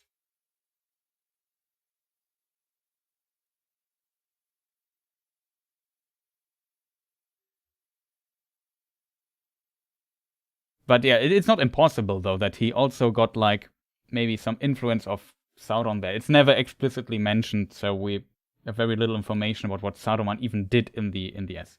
Why was a Saruman shunned? Well, because he did a lot of terrible things, I guess. If I understand your correction, maybe he was weird in a way. Maybe because he was his envy. He was jealous in a way, and as a result, unfriendly to others. So people try to avoid him in a way. But I wouldn't say he was that people tried to not get to him. Like Gandalf went to him to ask for advice and so on. Difficult.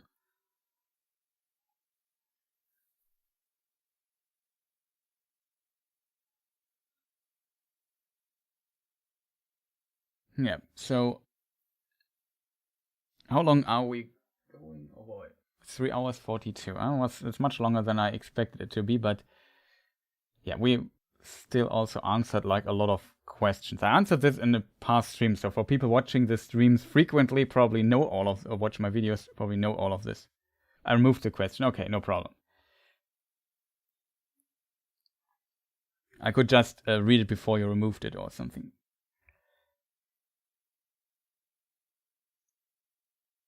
Ah, okay, now I get it. You asked somebody else why he was... Ah, okay. Sorry for that then. I just thought it was directed to me. Didn't see the context there. But no problem.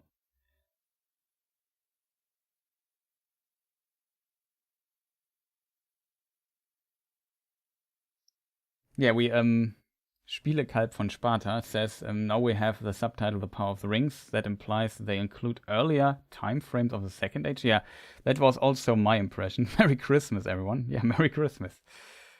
General Grievous. I think like in East Europe and so on and further, people also celebrate it the 6th of January or something, right? January, hard to say word. Is it possible the Witch King was one of the Blue Wizards? No, that's impossible.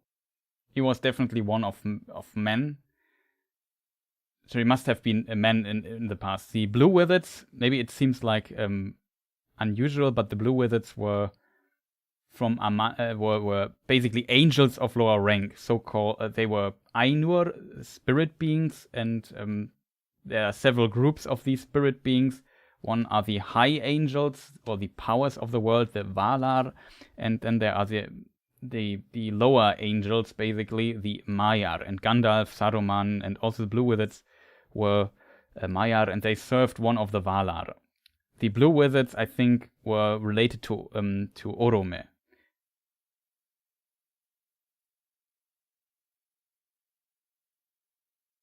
That is the Valar for hunting, in case you wonder.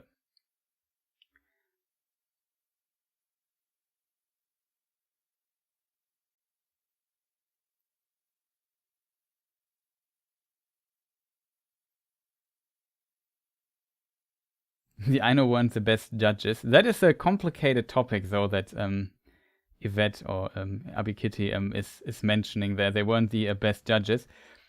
There's a very interesting text.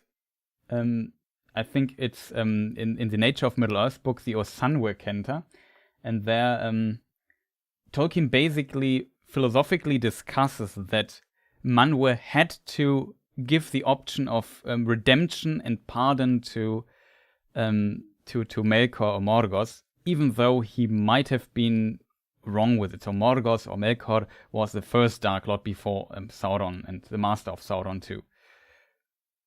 And much, much more powerful than Sauron too.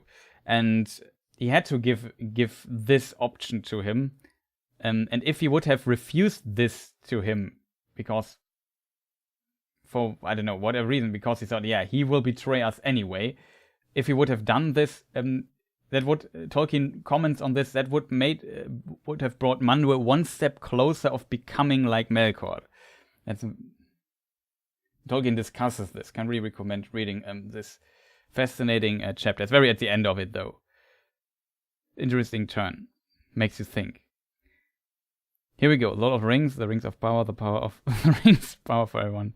So the Rings of Power to give them power through the ring given by the Lord of Rings.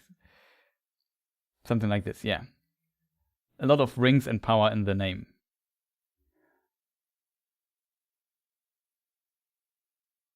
Saruman killed all the Blue Wizards. Could be. It depends on the version, though. Like we discussed this quite some bit, but if we see this version, I can maybe read it again. The last part of it as soon as I soon find it. They, the Blue Wizards, must have had a very great influence on the history of the Second Age and Third Age in weakening and disarraying the forces of the East, who would both in the Second and Third Age otherwise have outnumbered the West. So, in this version, in this very late version, the Blue Wizards are successful in what they do. They prevent the forces that Sauron controls in the Far East from outnumbering the forces in the West. And this during the Second Age and during the Third Age. So in this version, they are totally successful. In other versions, they form magical cults and fail.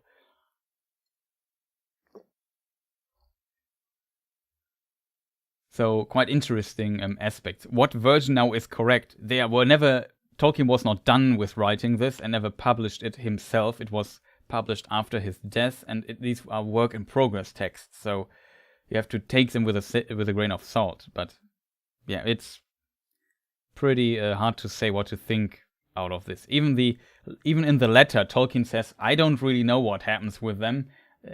Probably didn't put too much thought into this, and maybe they failed, and he words it very carefully. Yeah, I really like the idea of them maybe succeeding in the East too. Is this Lord of the Rings or prequel? It is a prequel, a very distant prequel to the Lord of the Rings, the series, if you think. If that makes sense. It's a distant prequel to the Amazon series. Let me see if I still have it here on the screen. Oops, production. So this Amazon TV show, The Lord of the Rings, The Rings of Power, plays far before Lord of the Rings, like depending on the time, over 3,000 to 5,000 years before. So it's a very, very distant prequel to the show, in case that helps in any shape or form. So people, I would say Círdan goes to bed. That's usually a good sign for me too. I really also need to end the stream. So before we reach the 4-hour mark, and I think we are pretty close to that. I hope you people enjoyed this little stream here and had at least decently enough good time here.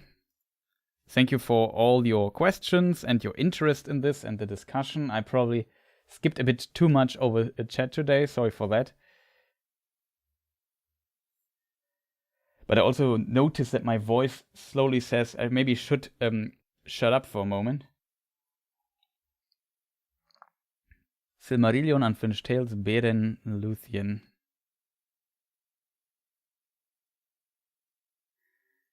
So the Silmarillion is basically, if you know Lord of the Rings, the Silmarillion is Lord of the Rings, the backstory of the book, if that makes sense. So yeah, that is how that works. Unfinished Tales is basically texts that did not make it into the Silmarillion, were never intended for publication, but Tolkien worked on, collected in a book, adding to Lord of the Rings and the appendices of the Lord of the Rings and the Hobbit, and also the Silmarillion. So there, for all those books, let's call them the basic classic Tolkien books. Though the Silmarillion is a special case, it was also published after Tolkien's death. This book expands on it, and Unfinished Tales has like a lot of stuff about the Second Age in it, like very unusual information, for example, about the fall of Eregion, where Galadriel went, and so on and so forth. And Luthien is like an ancestor of Aragorn and Elrond, and a very important figure in the elven cosmos, just to explain it very shortly. And she's from the Silmarillion too. Like, there you find her story. There's also a book called Beren and Luthien, and that discusses different texts of her and so on. You must be naked, yeah. I'm getting tired. Who is the Círdan chat and TPG are referring to? I don't think this is the... Círdan is the... If I say Círdan is my mod. So here in the chat he's called Murdo. And but on Discord he's called Círdan. So and I usually go with this name instead. I know it sometimes causes confusion here, but yeah. maybe to say. So shoutouts to Kirdan, thank you for modding and for your help. Don't even get involved with that guy. Hope that clears things up. So, okay, people,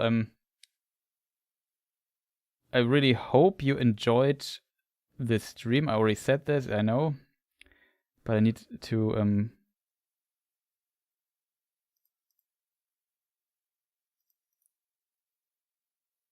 do something quick in the background. Quick, we have this thank you for watching screen. I also have credits. So if people still get a membership or something, you won't be included in this credits, else I would have to render them again. But this time I think I prepared them correctly. Let's hope it works this time. Is this live stream? Yeah, this is live stream. Okay. So let's fire up the credits. Shoutouts to all the people supporting me and so on. Read my comment before, please. Oh, okay. All of the Mayas devoted to Aule came to Melkor, Sauron and Saruman. Ah, okay, that you mean. Don't get involved with that guy. Yeah, okay, now it makes sense. Don't get involved with Aule or Sauron. Maybe. That's a good point, though.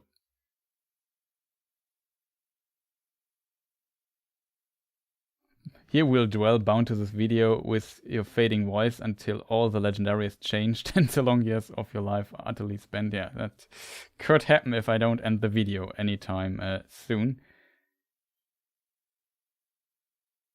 And yeah, that were already the credits. Maybe should have rendered them a bit slower, longer, but whatever.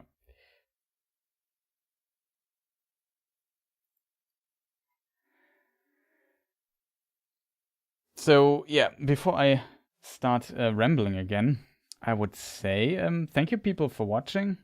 I try to finish my next video on this channel about the 7 rings of power of the dwarves in the next couple of days, I hope, if nothing comes into my way. That will be the next video on this channel. Look out for that. Maybe check in the meantime some of my other stuff. Like, I really personally think the how to pronounce stuff video is pretty decent video too. At least some of the names, like the Dwarven names and especially Bearn is quite interesting. Also, there's potentially some older stuff you might have missed on this channel. I don't know. Video about Glorfindel, a video about the Istari, origin of the Hobbits or something. Pretty decent videos as well. And of course the Who is Elrond video, part 1 and part 2. Part 3 is coming hopefully also soonish, but it probably still take some time. So thank you people for watching. Fantastic rest of the day, or good evening, or good night, wherever you are. And see you people next time. Goodbye.